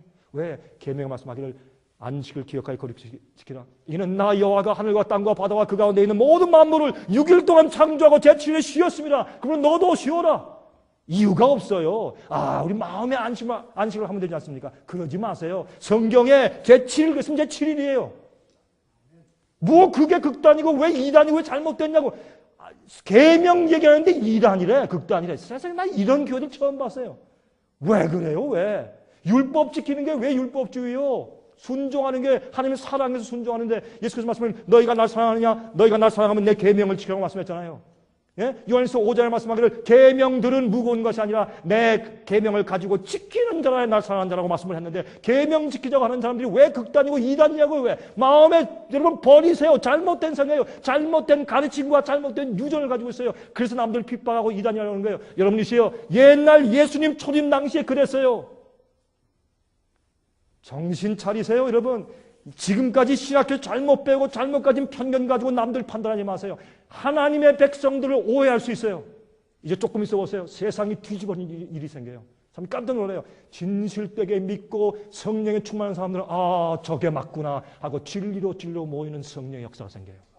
그때 여러분들은 우리 함께 성령 안에 있게 되길 제가 기도합니다. 자, 하나님께서 아브라함에게 뭐라 했어요? 아브라함아, 너 내 아들 이삭을 데리고 모리아산에 가서 번제로 드리라. 그때 아브라함이 이럴 수 있어요. 그 3일 길 가서 우리 먼 데까지 뭐라 합니까? 귀찮습니다. 우리 뒷동산에 사겠습니다. 그 뒷동산에 데려가면 돼요? 안 돼요. 주님께서 모리아산에 가라. 그거는 미친 짓이요. 어디 아들을 데려가서 죽여요. 이건 이방인도 안 하는 짓이요. 하나님께서 이유가 없어요. 하나님께서 말씀하기를 아브라함아 가. 어디? 3일 동안 가. 괴롭게 3일 동안 걸어가서 모래산에 올라가서 아들의 가슴을 향해서 칼을 들었을 때 하나님께서 아브라함아 오케이 알았다. 내가 너한테 시험한 거야. 네가 내 말대로 다 준행하는지 보는 것이야. 이제 내가 나 여호와를 경외하는 것을 두려워하고 쫓고 순종하는 것을 내가 이제 알았다. 안식일은 하나님께 순종하고 주의 명령을 사랑하고 주님께 마음과 생을 바친 우리의 헌신의 표요. 아니에요? 버리세요. 맞아요? 성경적이에요? 받으세요. 안식일은 날짜가 중요한 것, 날짜도 중요하죠. 모리아산에 가면 모리아산에 가는 거예요. 아들 드리면 아들 드리는 거예요. 아들이면 하나님 내 아들을 아까우니까 내가 양 데리고 갈게요. 그러면 안 돼요. 아들이면 아들이고 모리아산은 모리아산이에요. 주께서 말씀하신 건 한 글자도 우리가 마음대로 고치면 안 돼요. 그거를 교황권이 한 거예요. 잘못된 것이에요. 아브라함은 가슴이 아프지만 아들을 데리고 3일 동안 걸어서 아들을 죽이기 위해서 하는 명령이니까 이해가 안 돼도 어떤 때는 주님의 계명과 어떤 분부와 말씀은 어떤 때는 우리가 지금 이해가 안 돼도 우리가 따르는 것이 우리의 충성과 신뢰요. 그렇게 따로 보면 그 의미를 알고 그 주님의 명령 때문에 우리가 영적으로 큰 축복을 받게 돼 있어요. 사람들이 몰라서 그래요. 몰라서 그래서 몰라서 하나님을 오해하고 성경을 오해하고 계명을 오해했어요. 제가 너무 답답하니까 소리를 지르는 거예요. 예? 왜 이렇게들 모르느냐고, 왜 율법주의고 무슨 이단, 3단 하느냐고요. 하나님의 마음을 몰라도 왜들 그렇게 모르시느냐고. 하나님이 그런 걸 주시고, 여러분 에스겔서 20장 말씀하기를 내가 너희에게 안식을 준 것은 내가 너희를 거룩하게 하는 여호와인 줄을 알게 하려 하여 내 백성과 나 사이에 표징으로 주었다 그랬어요. 왜 그런 말씀하셨어요? 우리가 주님의 명령을 따르고 주의 부름을 따르고 순종하는 것은 순종할 때 왜 순종해요? 이 세상에 주님과 맞지 않고 주의 성품과 명령과 맞지 않는 것을 다 포기하고 버리고 주님 뜻대로만 나가게 되기 때문에 주의 계명은 우리를 순수하게 만드는, 우리를 거룩하게 하는 일이에요. 주의 말씀은 우리를 거룩하게 하는 것이에요. 요한복음 17장 17절에 말씀했지 않습니까? 아버지시여 진리로 저들을 거룩하게 하옵소서. 아버지 말씀은 진리입니다. 우린 진리로 거룩함 받는 것이에요. 진리와 명령을 지키고 그대로 믿고 따르면, 그러면 세상을 버리고 잘못된 오류를 버리고 죄를 버리고 나쁜 습관을 버리고 주님을 닮아서 계속 나아가야 돼요. 진리가 없으면 우리가 거룩하게 안 돼요. 거룩하라 그러면 너희가 날 사랑하냐? 산에 올라가서 10번씩 사랑한다고 외쳐. 그렇게 말씀 안 했어요. 너희가 날 사랑하느냐? 내 계명을 지키라 그랬어요. 그게 사랑이에요. 예? 제가 아는 한 부인은 말이죠. 맨날 이 눈통이가 왼쪽 오른쪽에 번갈아 가면서 시커매. 그래서 겨울 여름 밤낮 할 거 없이 그냥 까만 안경 쓰고 다녀요. 예? 그 가리려고. 제가 한번 그 남편을 만났어요. 당신 어떻게 이런 사람이 돼? 당신 아내하고 결혼할 때 당신 어떻게 선서했어? 당신 이러다 아내 죽이겠어 그랬더니 저한테 그래요. 목사님 오해하지 마세요. 제가 제 아내를 얼마나 사랑하는지 목사님 모르세요. 사랑 두 번 했다가 사람 죽이겠다. 자기 사랑은 자기 마음대로 해. 성경은 하나님 사랑하는 게 어떻게 한다고 딱 못 받겠는데 왜 마음대로 하느냐고요. 아니, 사랑해요 하면서 자기 마음대로 해요. 교회 가지고 사랑해요 찬송 부르고 그 밖에 나가서 자기 마음대로 하고, 돈 좋아하고 세상 좋아하고 쾌락 좋아하면서 교회 와서 사랑합니다 찬송 부르고 말이죠, 헌금 잘 바치고 말이죠, 선교 활동 잘하고 목사님 잘 도와주고 기도 잘하면 하나님 사랑하는 줄 알아요?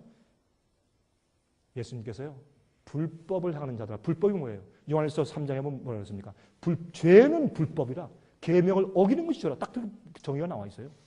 불법을 하는, 죄를 행하고 내 명령대로 하지 않고 그냥 마음대로 하는 자. 조금만 불편하면 안 해. 자기 마음대로 해. 그거는 주님 사랑하는 게 아니에요. 내가 불편하고 어려워도 십자가 지고, 내가 나를 따라오려거든 자기를 부인하고 자기 십자가 지고 와서 날 쫓으라. 그게 주님 따르는 거 아니에요. 내가 불편하고 내가 손해를 봐도 주께서 말씀했으므로, 이게 우리 사랑 아닙니까?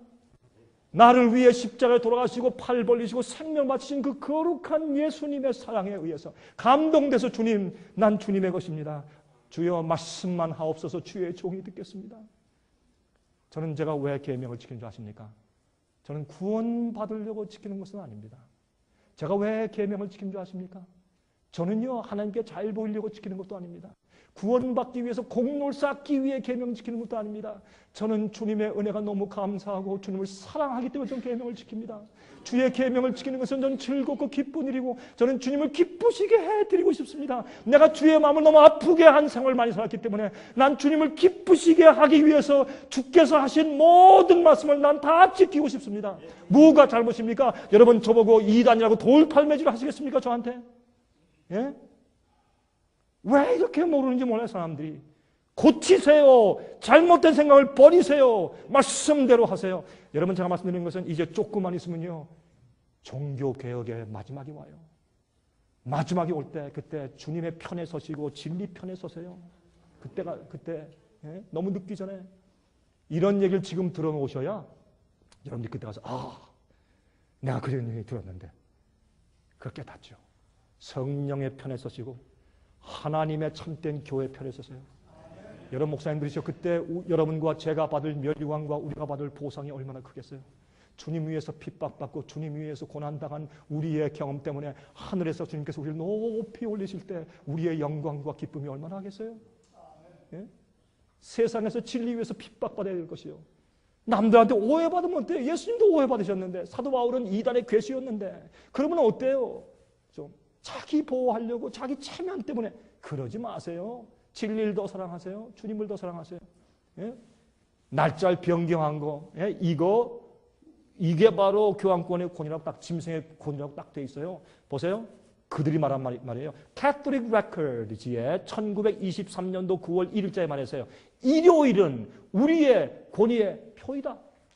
교회의 권위가 성경의 권위 위에 있는데, 교회의 권위가 성경의 권위 위에 있는데, 우리가 안식일 준수에 대한 계명을 바꾼 것이 바로 이 사실에 대한 증거이다. 이 세상 봐라. 여러분, The Challenge of Rome 그 책 읽어보셨어요? 없으면 제가 주문하세요. 있으니까 보내드릴게요. 로마의 도전이라는 조그만 책자가 있어요. 이것은 로마에 있는 신부들이 모여서 개신교 목사들이 하는 도전이에요. 여러분과 저희가 하는 도전이에요. 제가 그걸 읽고 충격을 얼마나 받았는지, 이런 얘기가 다 있나? 그게 뭐라는 줄 아세요? 너희 개신교 목사들이요. 우린 신부들입니다. 우린 로마 교회 사람들입니다. 근데 당신들이 성경만으로 솔라 스크립투라 성경만으로 종교 개혁하고 나갔죠. 우리를 정죄하고. 좋습니다. 그러면 당신들은 성경적으로만 삽니까? 한번 봅시다. 당신들 언제 모여서 언제 예배드립니까? 당신들 첫째 날 예배드리죠. 제7일 아니죠. 계명에는 제7일 날 그랬는데 당신 첫째 날 아닙니까? 예수께서 부활하신 날이라고 첫째 날 예수님께서 부활하신 날에 예배드리라는 말이 성경 한 구절도 없어요. 여러분 찾아보세요. 있으면 제가 20억 드릴게요. 자신 있어 해보세요. 있나 없나? 없어요. 그러니까 거기 볼 때 당신들은 그 일요일 날 예배드리지 않습니까? 그렇죠? 그럼 좀 물어보십시다. 성경적으로 일요일 날 예배드릴 말이 있어? 참 없어요. 뭐 어디 너무 궁해 어떻게 반박할 수가 없어요. 그러면 당신들이 성경대로 산다고 종교개혁에서 나왔다. 잘합니다. 당신들이 왜 일요일 예배드린 줄 아세요? 우리 교황님이 안식일을 일요일로 바꿔놨어. 그것을 당신들이 지키니까 그거는 교황의 권위를 당신들이 인정하는 표가 아니요. 이렇게 말하는 게 로마의 도전이에요. 읽어보세요. 그게 제가 괜히 꾸민 얘기인가? 저는 그 책을 읽고 깜짝 놀랐어요. 충격을 받고. 그러므로 마지막 시대 짐승의 표 환란이 오면 짐승의 표가 강요될 때 너 이거 안 해? 아니면 사고팔고 못해? 이젠 죽인다라는 일이 생겨요. 안 생길 거죠. 하나님의 예언은 모두 다 문자 그대로 성취되어 왔어요. 이제 곧 그것도 와요. 그게 다 준비됐어요. 제가 이제 곧 보여드릴게요. 곧 와요. 근데 이게 왔을 때요. 그때요. 진짜 참 신자들 성령의 음성을 듣는 사람들에게 초대교회 같은 경건의 부흥이 일어나요. 그러면서요. 놀라운 역사가 생겨요. 그때 사람들이 종교 자유를 얘기하고 그때 아니 그런 거 가지고 법조의 사람을 강요하는 거 아닙니다. 잘못된 겁니다. 얘기하고 두 번째로 그런데 by the way 그런데 아십니까?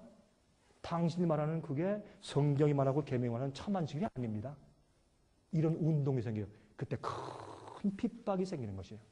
이것이 짐승의 표의 환란이고 요한계시록 13장 얘기예요. 이게 이걸 이걸 싹 아니게 뒤바꿔 넣는 것이 뭔지 아세요? 요즘에 이거는 뭐 컴퓨터 바코드다, 베리칩 하는 것이다, 660 뭐 이렇게 하는 것이다, 뭐 레이저 빔으로 하는 것이다, 이렇게 누구 짐승이 누구냐, 미래에 오는 어떤 독재자가 올 것이다, 이렇게 만들어 놓은 것이에요. 그렇게 교황에서 이 이슈에서 전혀 사람의 관심을 다른 데로 돌려놓기 위해서 꾸민 작전의 얘기가 기독교 안에 잔뜩 퍼져 사람들이 다 속임당하고 있는 것이에요.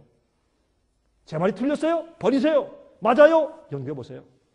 전 그것만 요구하는 거예요. 여러분에게 뭐 우리가 어떻게 강요해요? 여러분 이거 믿으세요? 안 믿어? 감옥이야? 뭐 그렇게 할 수 있어요? 할 수 없어요. 여러분 마음대로 선택하세요. 그러나 들어보시고 기도하시고 말씀을 연구하세요. 말씀을 연구하세요. 그것만 제가 말하는 거예요. 전 다른 거 말하는 거 아니에요. 여러분 마음대로 하세요. 그러나 여러분들이 앞으로 책임을 지세요. 그러면 돼. 자기가 선택한 선택에 자기 책임을 지면 돼요. 내가 하나님 뜻대로 살고 있는지 아닌지, 내가 똑바로 이해하고 있는지 아닌지 내가 앞으로 선택하면 되는 것이에요. 자, 루이 벨루이라는 제수잇 신부가 잘 보세요. 1866년도에 출판한 책이 있는데 그는 56권의 책을 쓴 석학이에요.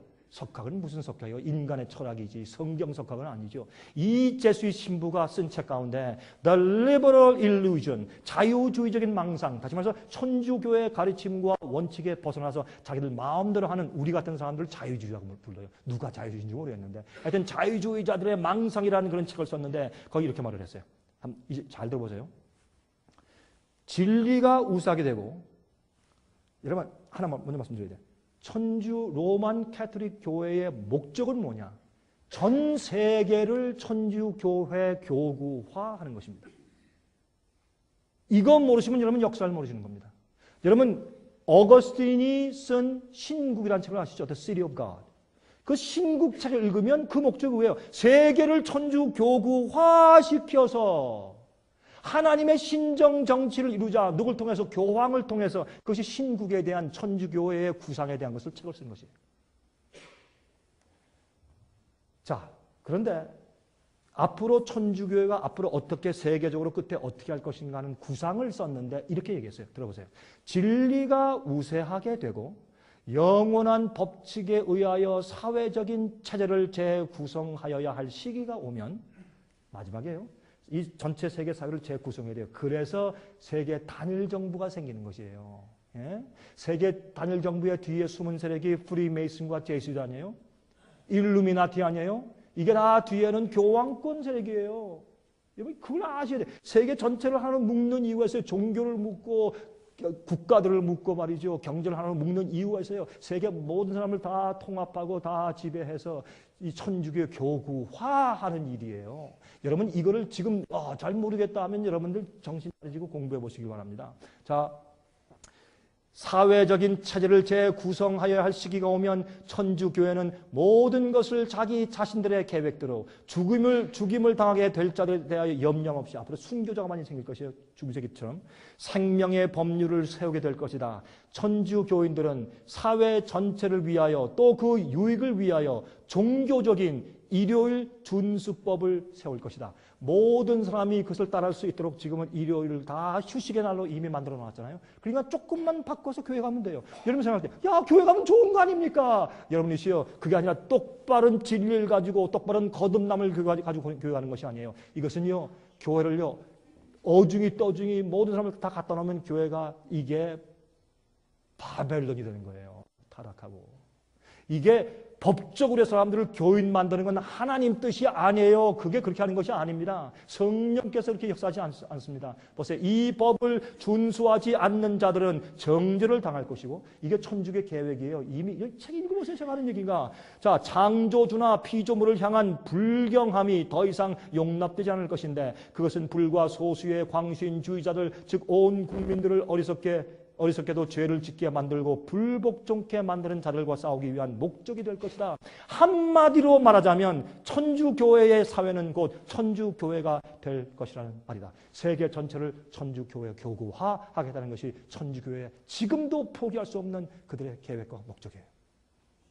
이 일을 하기 위해서 나타난 사람이 베네딕트 16세 현재 교황입니다. 그게 그의 즉위한 다음에 첫 번째 한 말이 바로 이겁니다.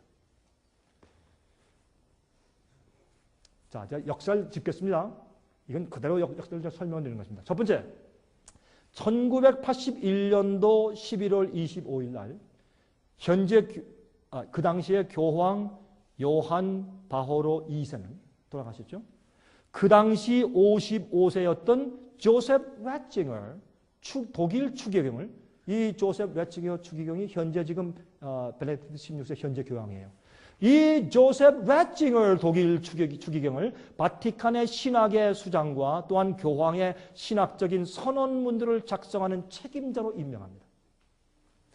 그 다음에 1998년도에 5월 31일에 교황 요한 바오로 2세는 똑같은 교황이 디에스 도미니 주의 날, 주일이라고 불리우는 사도 서신을 선포하면서 세계에 흩어져 있는 모든 신부들과 사제들은 그들이 속한 각 나라들에서 정부가 일요일 휴업령을 법적으로 제정하도록 요구하라고 촉구하는 사도서신을 썼습니다. 사도서신은 천주교인들에게는 성경의 권위와 똑같습니다. 그런데 이 사도서신은 사실 래칭을 추기경, 현재 베네딕트 16세에 의해서 쓰여진 글입니다. 여러분, 로마 교회는 일요일날 모든 세계가 경제적으로 휴식의 날로 다 쉬도록 공휴일로 만들어 놓고 거기에 모자라서 그건 누구나 다 하는 것이죠. 이제는 교황의 권위를 요구하기 위해서 그때 모든 정부가 식당 문 닫고 스포츠 못하고 큰 공장들 회사 다 문 닫고 그렇게 하는 일을 만듭니다. 그렇게 할 때 그게 언제 이루어져요? 독재 체제에서만 가능한 것이에요. 무슨 독재? 종교적인 독재. 근데 그 독재가 어떻게 와요? 그래서 세상에 경제 파탄이 생기는 것이에요. 이태리의 경제 파탄이 왔을 때 무솔리니의 파시즘이 올라갔습니다. 독일의 경제 파탄이 와서 쓰러졌을 때 히틀러의 독재가 올라왔습니다. 경제 파탄은 역사에서 항상 독재주의를 만들어냈습니다. 여러분, 이 세상에 전 세계가 은행 제도 때문에 이렇게 파탄하는 것이 이게 우연인 줄 아십니까? 세상이 하나가 돼 있어서 하나의 이 경제가 무너지게 되는 이 모습이 이게 우연인 줄 아십니까? 계획입니다. 제 말이 틀렸습니까? 버리십시오. 받았습니까? 연구하세요. 기도하시기 바랍니다. 세 번째, 2005년도 4월 19일 날 래칭을 추기경이 교황의 즉위했습니다. 그리고 자기 이름을 베네딕트 16세라고 불렀습니다. 여러분, 라틴말로 베네딕트는 우리가 영어로 예배드릴 때 맨 마지막에 끝나는 기도를 뭐라 합니까? 베네딕션? 베네딕토는 라틴말로 마지막이라는 뜻입니다. 끝. 나는 끝이다. 천주의 목적을 이룬다. 이런 뜻입니다. 그래서 베네딕트 16세가 되었습니다. 그는 즉위하면서 나는 온 세상을 일요일을 휴식하는 것 말고 일요일을 준수하는 천주교회의 교구로 만들겠다라는 뜻을 정식 발표했습니다. 그런데요, 성경 예언을 아는 사람들도 그거 들어도 이게 뭔지 그냥 지나가요. 이 문제의 심각성을 모른단 말입니다. 아직은 짐승의 표가 없습니다. 조금 있으면 짐승의 표가 옵니다. 그때 이 이슈는 큰 전쟁을 일으킵니다. 그때 가서 여러 목사님들은 진리의 편에 서시길 제가 촉구합니다. 2009년도 7월 8일부터 10일 동안 3일간 이태리에서 열렸던 세계 경제 8개국 정상회의의 시점을 맞추어서 교황 베네딕트 16세는 이제 자본주의는 실패했다. Capitalism has failed. 자본주의는 실패했다. 그 전제하면서 파탄의 벼랑에 서 있는 세계 경제를 해결하기 위한 바티칸의 계획표를 제시했습니다. 그 계획표를 우리가 말하기를 Caritas in Veritate, 그거는 Charity in Truth, 이거는 진리 안에서의 진정한 자선이라는 그런 교황의 서신을 발표했습니다. 누가? 베네딕트 16세가 언제? 작년 7월 달에. 예? 보세요. 그런데 이 계획표는 말이죠. 144페이지 되는 문서인데 그 속에 놀라운 내용을 담고 있습니다. 이거 제가 설명드리면 시간이 많이 가니까 제가 줄여서 간단하게 말씀드릴게요. 여기 내용이 이렇습니다. 지금은 유엔 가지고 안 된다. 새로운 권위가 필요하다. 그 권위는 종교적인 권위이어야 한다. 그게 주된 내용이에요. 그리고 종교적인 권위인데 그 왜 종교적이냐? 영적인 밸류, 영적인 가치관을 가진 그런 법칙을 가지고 각 나라를 강요할 수 있는 권위 세력이어야 된다. 그렇게 말했어요. 이건 깜짝 놀란 교황서신이에요. 이걸 읽고 사람들이 몰라요. 뭐야. 왜요? 술 취했으니까. 바벨론의 포도주에 취해서 앞 가는 길을 모르고 오리무중이니까 알 길이 뭐예요? 알아차리지 못하는 거예요. 예? 또 이런 말을 했어요.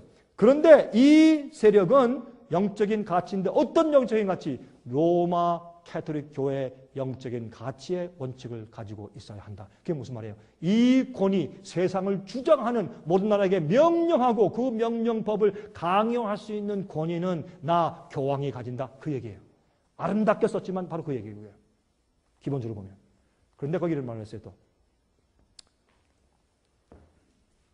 나는 자유, liberty라는 말을 재정의해야 한다고 믿는다.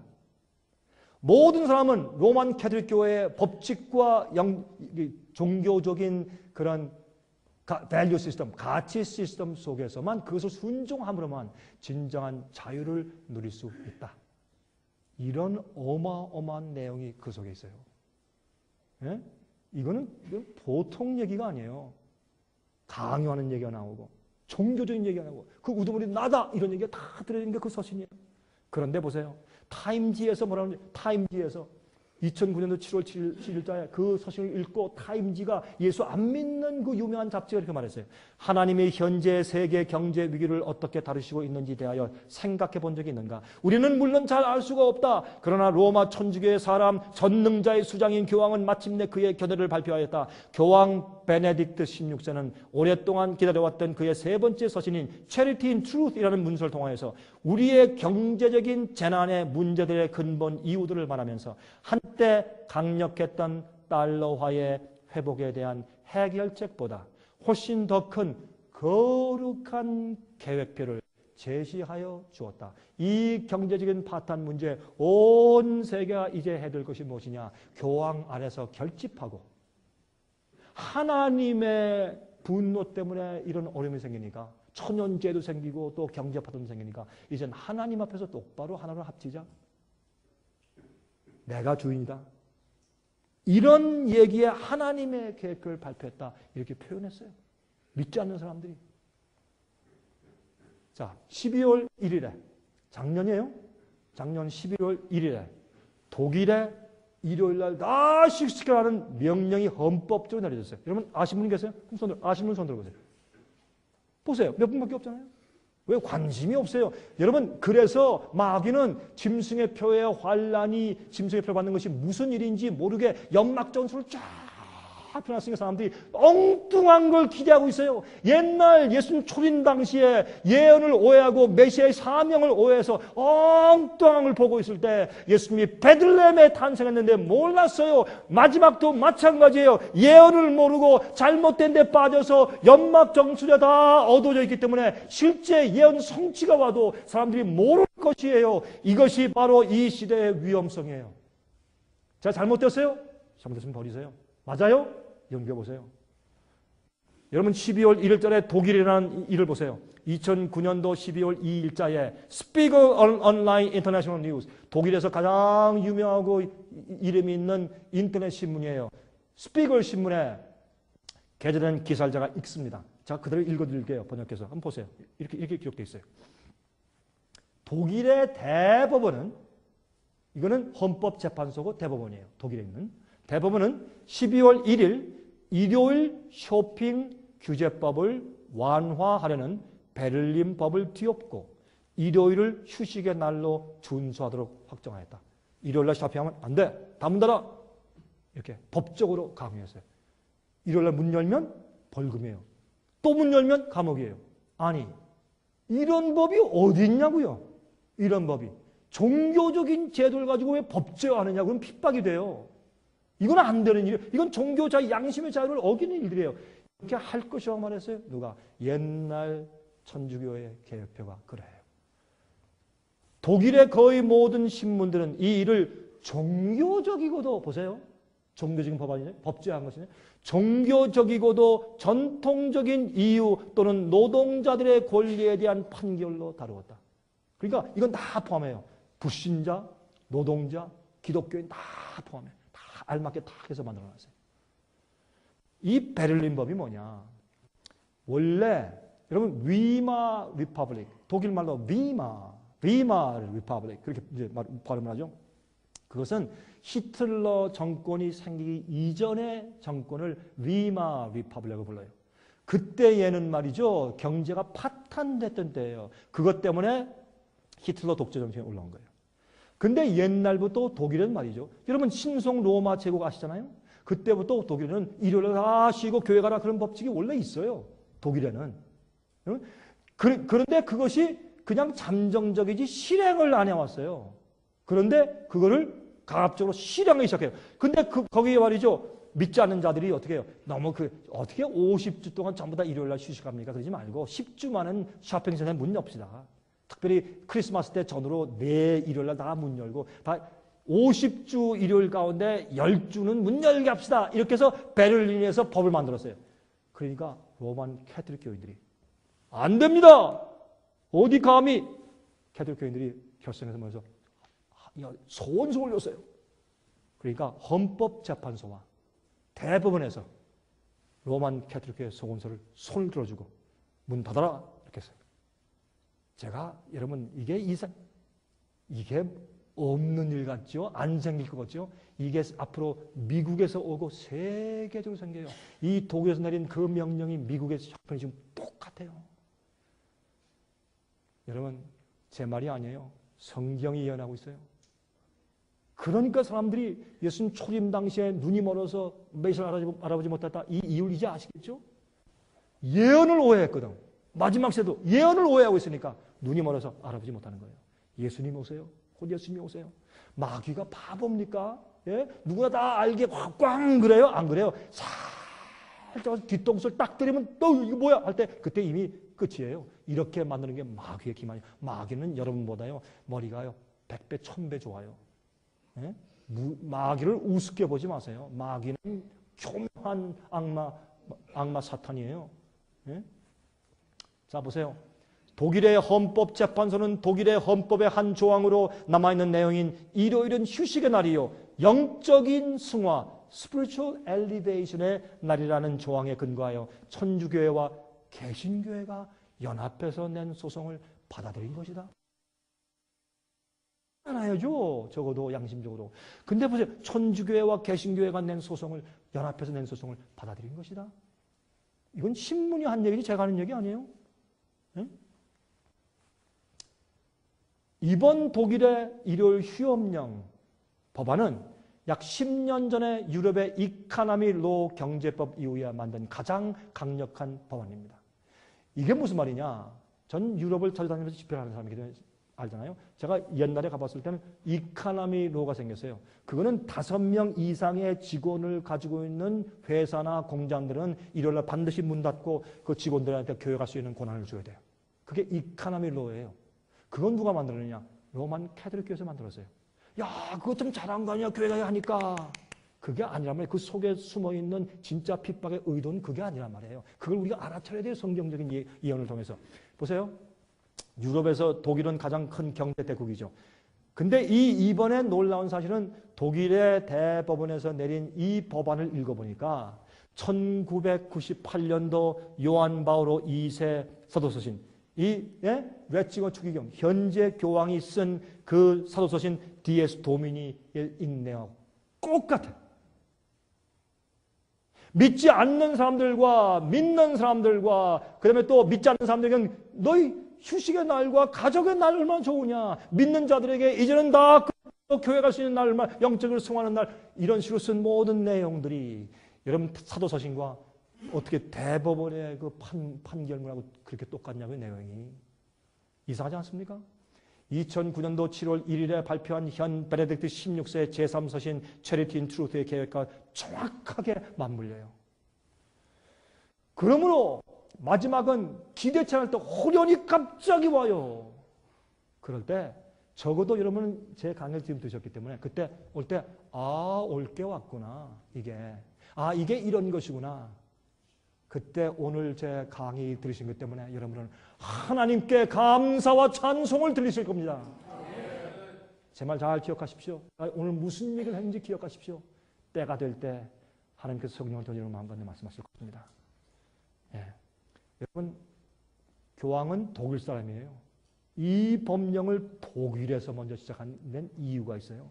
피지 섬에서 테스트를 임했어요. 피지 섬에서 남태평양에 있는 피지 섬에서. 그다음에 크로아시아 나라의 일요일 시험령을 내려서 시험했어요. 이젠 큰 대국인 독일에서 꽝 때렸어요. 이젠 어디 와요? 미국에 와요. 그다음에 어떻게 해요? 전 세계로 퍼져요. 삽시간에 무엇이 경제 파국, 두 번째 천연재해가 사람들을 두렵게 만들어서 이런 길로 치닫게 만들어요. 그때 이 상황을 이용하는 것이 누구예요? 로만 캐톨릭 교회예요. 바티칸이에요. 그렇게 성경은 말하고 있어요. 올해 9월에 교황이 영국을 방문합니다. 종교개혁 이후에 처음입니다. 영국 국회에서 연설하고 버킹엄 궁에서 거할 것입니다. 여러분, 웨스트민스터 사원 아시잖아요? 팔리아멘트 옆에 있는 거. 거기는 제가 가봤는데 거기는 찰스 웨슬레, 요한 웨슬레, 이런 라티머, 리플리 이런 종교개혁자들의 무덤이 있고 종교계의 선봉에 섰던 놀라운 영국 사람들이 누워있는 장소예요. 거기에 교황이 가서 거기서 박수 치면서 뭐하고 여러분 백악관에 데려다 놓고서 The truth is marching, 진리가 행진합니다 하고 박수 친 그런 정신 나간 짓을 이제 영국이에요. 보세요. 세계 상징적으로 미국을 장악하고 독일을 장악하고 영국을 장악하면 끝이에요. 세상을 장악한 것이에요. 이런 일들이 눈앞에 벌어지고 있는데도 여기에 대한 것을 이해하지 못하니까 다 전혀 모르는 상태로 다 끌려가고 있는 것이에요. 눈이 멀었어요. 세계연합이 한 마음과 한 뜻으로 바벨탑을 쌓고 있는 것입니다. 옛날 바벨탑이죠. 유럽연합국의 상징을 보세요. 유럽연합국의 표정 보세요. 바벨탑을 쌓다가 중간에 그친 이런 모양이에요. 이렇게. 이게 바벨탑 아니에요? 이게? 유럽연합의 상징적인 마크가 이거예요. 말이 돼요, 여러분? 보세요. 벨기에에 있는 유럽연합국 본부의 건물이 이거예요. 똑같이 이렇게. 쌓다가 지금 거의 완성돼가지고 바벨탑이에요. 이렇게 담대한 일들을 하고 있는 사람들이 보고도 몰라요. 이번에 유럽연합 초대 대통령에 당선된 사람이 전 벨기에 수상이에요. 폼프이시 이 사람은 열렬하고 충성스러운 로만 가톨릭 교인이에요. 그럴 수밖에 없죠. 오바마 대통령 이미 제가 말씀드렸죠. 어제 보여드렸죠. 여러분 애굽 태양신전에 오벨리스크 탑이 있습니다. 왜 썬데이예요? 태양의 날이니까 썬데이예요. 오벨리스크 탑은 태양신전에 오벨리스크 탑이 있어요. 이건 제가 내용은 좀 설명드려요. 이건 남자를 상징하는 거예요. 이게 바알신 숭배 표상이거든. 오벨리스크 탑. 태양신 신전 앞에 딱 있는 거예요. 근데 이게 왜 바티칸 광장에 가 있느냐고요, 이게. 왜 바티칸의 광장에 이게 있느냐고요? 여기에 줄들이, 하얀 줄들이 있죠, 이렇게. 이게 뭔지 아세요? 해시계, 선다이얼, 해시계예요. 이 탑의 그림자가 돌아가면서 시간 알려주는 해시계예요. 왜 이게 바티칸의 광장에 있느냐고요, 이게. 이래도 모르시겠어요? 왜 이게 백악관 앞에, 미국에 이런 오벨리스크 탑이 있느냐고요? 왜 백악관 앞에? 이래도 모르겠어요? 이 엄청난 음모. 사람들이 다, 이 바벨론의 그 포도주 취해서 다 따라하는 그 형편에 뭐가 뭔지도 모르는 그런 세계 역사가 지금 흘러가고 있다고 말입니다. 81세 생일잔치를 백악관에서 하고 그 핍박에 피해서 도망온 사람들 후예들이 이제는 그 사람을 딱 불러다가 환영하고 진리의 선두주자 이렇게 말했어요. 이 조지 부시 대통령이 교황은 이 세상에 He is the leader of the liberty. 자유의 지도자입니다. 정신 나간 일. 자유의 지도자. 지금 현재 대통령 마찬가지죠. 요한계시 18장에 무너졌도다 큰 성 바벨론이요. 다 한 다음에 맨 마지막에 보세요. 여러분 종교연합, 국가연합, 경제연합 그 뒤에 무너져요. 그게 또 내가 들으니 하늘로서 다른 음성이 나서 그러되 내 백성아 거기서 나와 그의 죄에 참여하지 말고 그의 받을 재앙들을 받지 말아라. 하나님의 자비의 음성이에요. 하나님의 자비의 음성. 여러분, 이 기별은 하나님의 사랑의 기별이지 겁을 주는 기별이 절대로 아닙니다. 주님의 뜻대로 살자고 하는 기별입니다. 미국을 시작으로 세계 금융시장이 요동치고 있습니다. 보통 일이 아닙니다. 여러분, 데살로니가 전서 5장 1절부터 6절에 말씀했습니다. 형제들아, 때와 시기에 관하여는 너에게 쓸 것이 없으면 주의 날이 밤에 도적같이 이를 줄을 너희 자신이 압니다. 저희가 평안하다 안전하다, 지금이고요. 평안하다 안전하다 할 그때 잉태된 여자에게 해산 고통이 이르는 것 같이, 여러분, 아이가 나오는데 그게 무슨 뭐 평안해요? 그러나 잠깐 평안한 것 같아요. 멸망이 호련히 저에게 갑자기 이르리니 결단코 피하지 못하리라. 형제들아, 너희는 어둠에 있지 아니하며, 왜? 말씀에 빛이 있으니까. 너희는 어둠에 있지 아니하며 그 날이 도적같이 너에게 임하지 못하리니 너희는 다 빛의 아들이요 낮의 아들이라. 우리가 밤이나 어둠에 속하지 아니하나니 그러므로 우리는 다른 이들과 같이 자지 말고 오직 깨어 근신할지라 그랬습니다. 로마 군인들이 예루살렘을 멸망할 때 상태가 똑같습니다. 마지막에 보세요. 그래서 마지막에 구원받고 마지막에 주님 편에서 싸우는 사람들을 어떻게 표현했어요? 들어보세요. 요한계시록 12장 17절. 용이 여자에게, 이건 마지막 시대예요. 마지막 교환, 그 짐승의 표 환란 생길 때의 참교의 특징을 설명했어요. 용이 여자에게, 용이 사탄이 분노하여 돌아가서 그 여자의 남은 자손, 정말 초대교회의 그 남은 정말 진짜 참 백성들 자손들의 특징을 말했어요. 곧 하나님의 계명을 지키며. 왜 계명을 지킨다 그랬어요? 여러분, 예수의 증거를 가진 자들로 더불어 싸우려고 받아모려 있었더라. 어떤 사람은 토요일 지키는 건 다 구원받는 줄 알아요. 아니에요. 안식을 지키는 건 무슨 표현 줄 아세요? 다른 9가지 계명을 다 지키는 성령의 은혜가 내 속에 있다는 뜻이에요. 가늠하면서 안식을 지켜 소용없어요. 도적질하고 마지막에 있는 탐심을 가지고 말이죠. 경쟁하고 그런 마음을 가지고 안식을 지키면 아무짝에 소용없어요. 안식일이 구원 주는 게 아니에요. 율법을 지키는 공로로, 행함으로 구원받는 게 아니에요. 믿음으로 구원받는 것입니다. 우리는 은혜로 구원받고. 그러나 믿음으로 은혜로 구원받은 증거가 뭐예요? 그 열매가 뭐예요? 주님의 계명을 지키고 주님 뜻대로 사는 것이에요. 계명을 지킴으로 구원받는 것이 아니라 구원받았기 때문에 주님의 뜻대로 사는 것이요. 뭐가 잘못되었어요? 저한테 돌 던지실래요? 제가 주님의 계명을 지킨다고? 전 주님을 사랑하고 주께서 날 구원하셨기 때문에 난 주님의 뜻대로 살래요. 난 그게 좋고 주님을 기쁘시게 하고 싶어요. 저는. 뭐가 잘못됐어요? 예?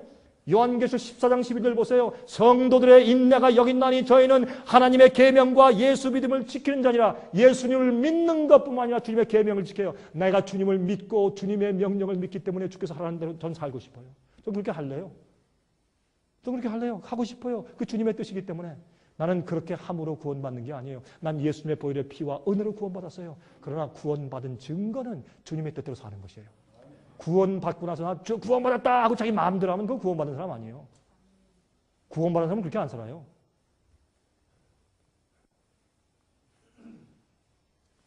계시록 14장 9절 10절. 또 다른 천사 곧 셋째가 그 뒤를 따라 큰 음성으로 가로되 만일 누구든지 짐승과 그의 우상에게 경배하고 이마에나 손을 표해받으면 망한다 이거요. 죽는다. 옛날에요. 두라 평지에 금신상을 세웠어요. 그때 세 사드락과 메삭과 아벤느고가 딱 섰어요. 경단했어요. 왜? 계명에 하지 말라 그랬으니까. 우상 숭배 하지 말라 그랬으니까. 아니 그때 잠깐 어떻게 옆에 있는 유대인들이 사드락 메삭 아벤느고 Are you out of your mind? 정신 나갔어? 무릎 꿇어. 아, 죽어. 저기 풀무불 못 보나? 왜요? 하나님이 계명에 하지 말라 그랬으니까 이유가 없어요. 잠깐 내가 한 번만 잘하고 목숨 구하면 되잖아요. 이거 바보 같은 짓 아니에요? 아니에요. 주님이 하지 말라면 하지 말아야지. 써 있었어요. 이런 한국의 속담이 있어요. 수박밭에 가서 신발끈 묶지 말아라. 수박 따는 척도 하지 말란 말이에요. 예? 자기 살기 위해서 살짝 절하면 그거 무슨 신앙 있는 사람이고 그걸 보고 누가 믿겠어요? 그렇게 타협하는 사람한테. 서 있었어요.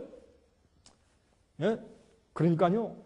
이 바벨론에 있는 신하들이 혹은 느부갓네살한테 달려가지고 고자질했어요. 왕이시여 왕이시여 절하지 않는 3명 히브리인이 있습니다.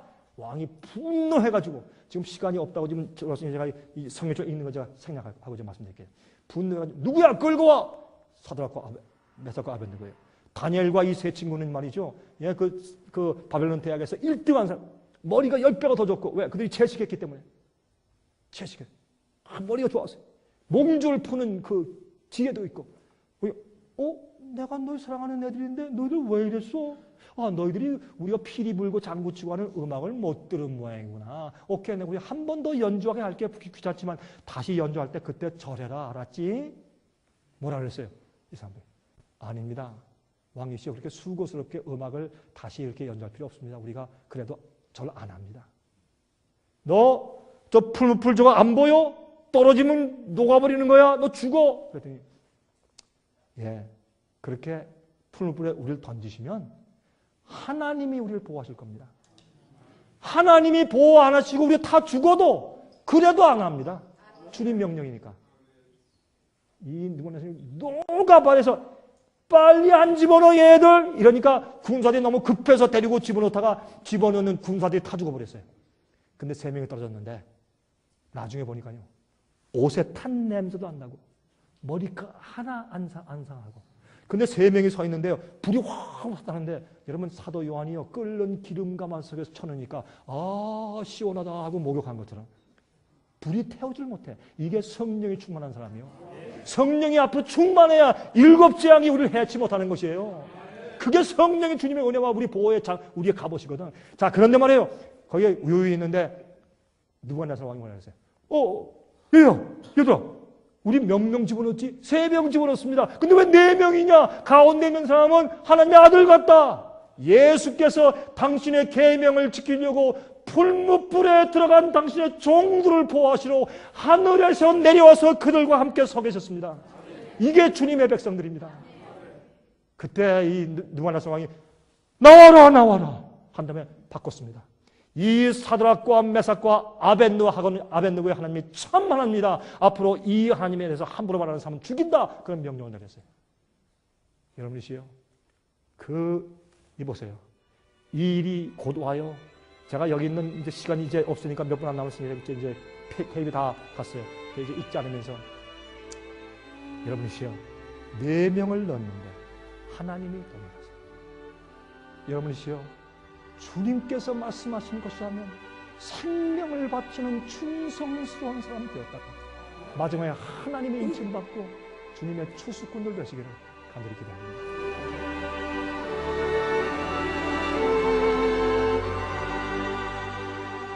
은혜 많이 받으셨습니까? 생애의 빛은 각종 미디어, 즉 출판물, 텔레비전, DVD, CD, 그리고 웹사이트를 통하여 복음을 전하는 미디어 선교 기관입니다. 생애의 빛 선교 사업에 대해서 좀 더 자세하게 알기 원하시는 분들은 웹사이트 www.sostv.net를 방문하시기 바랍니다.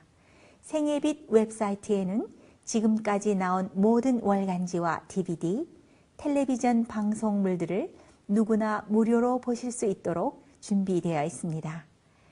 지금까지 소개해드린 생애의 빛 선교 교재 중에서 원하시는 책자나 DVD가 있으시면 무료 전화 1877-704-1004번 1877-704-1004번으로 신청하여 주시기 바랍니다. 미국 동부 시간으로 월요일부터 금요일까지 9시에서 5시 사이에 전화해 주시면 감사하겠습니다. 그럼 다음 시간까지 안녕히 계십시오.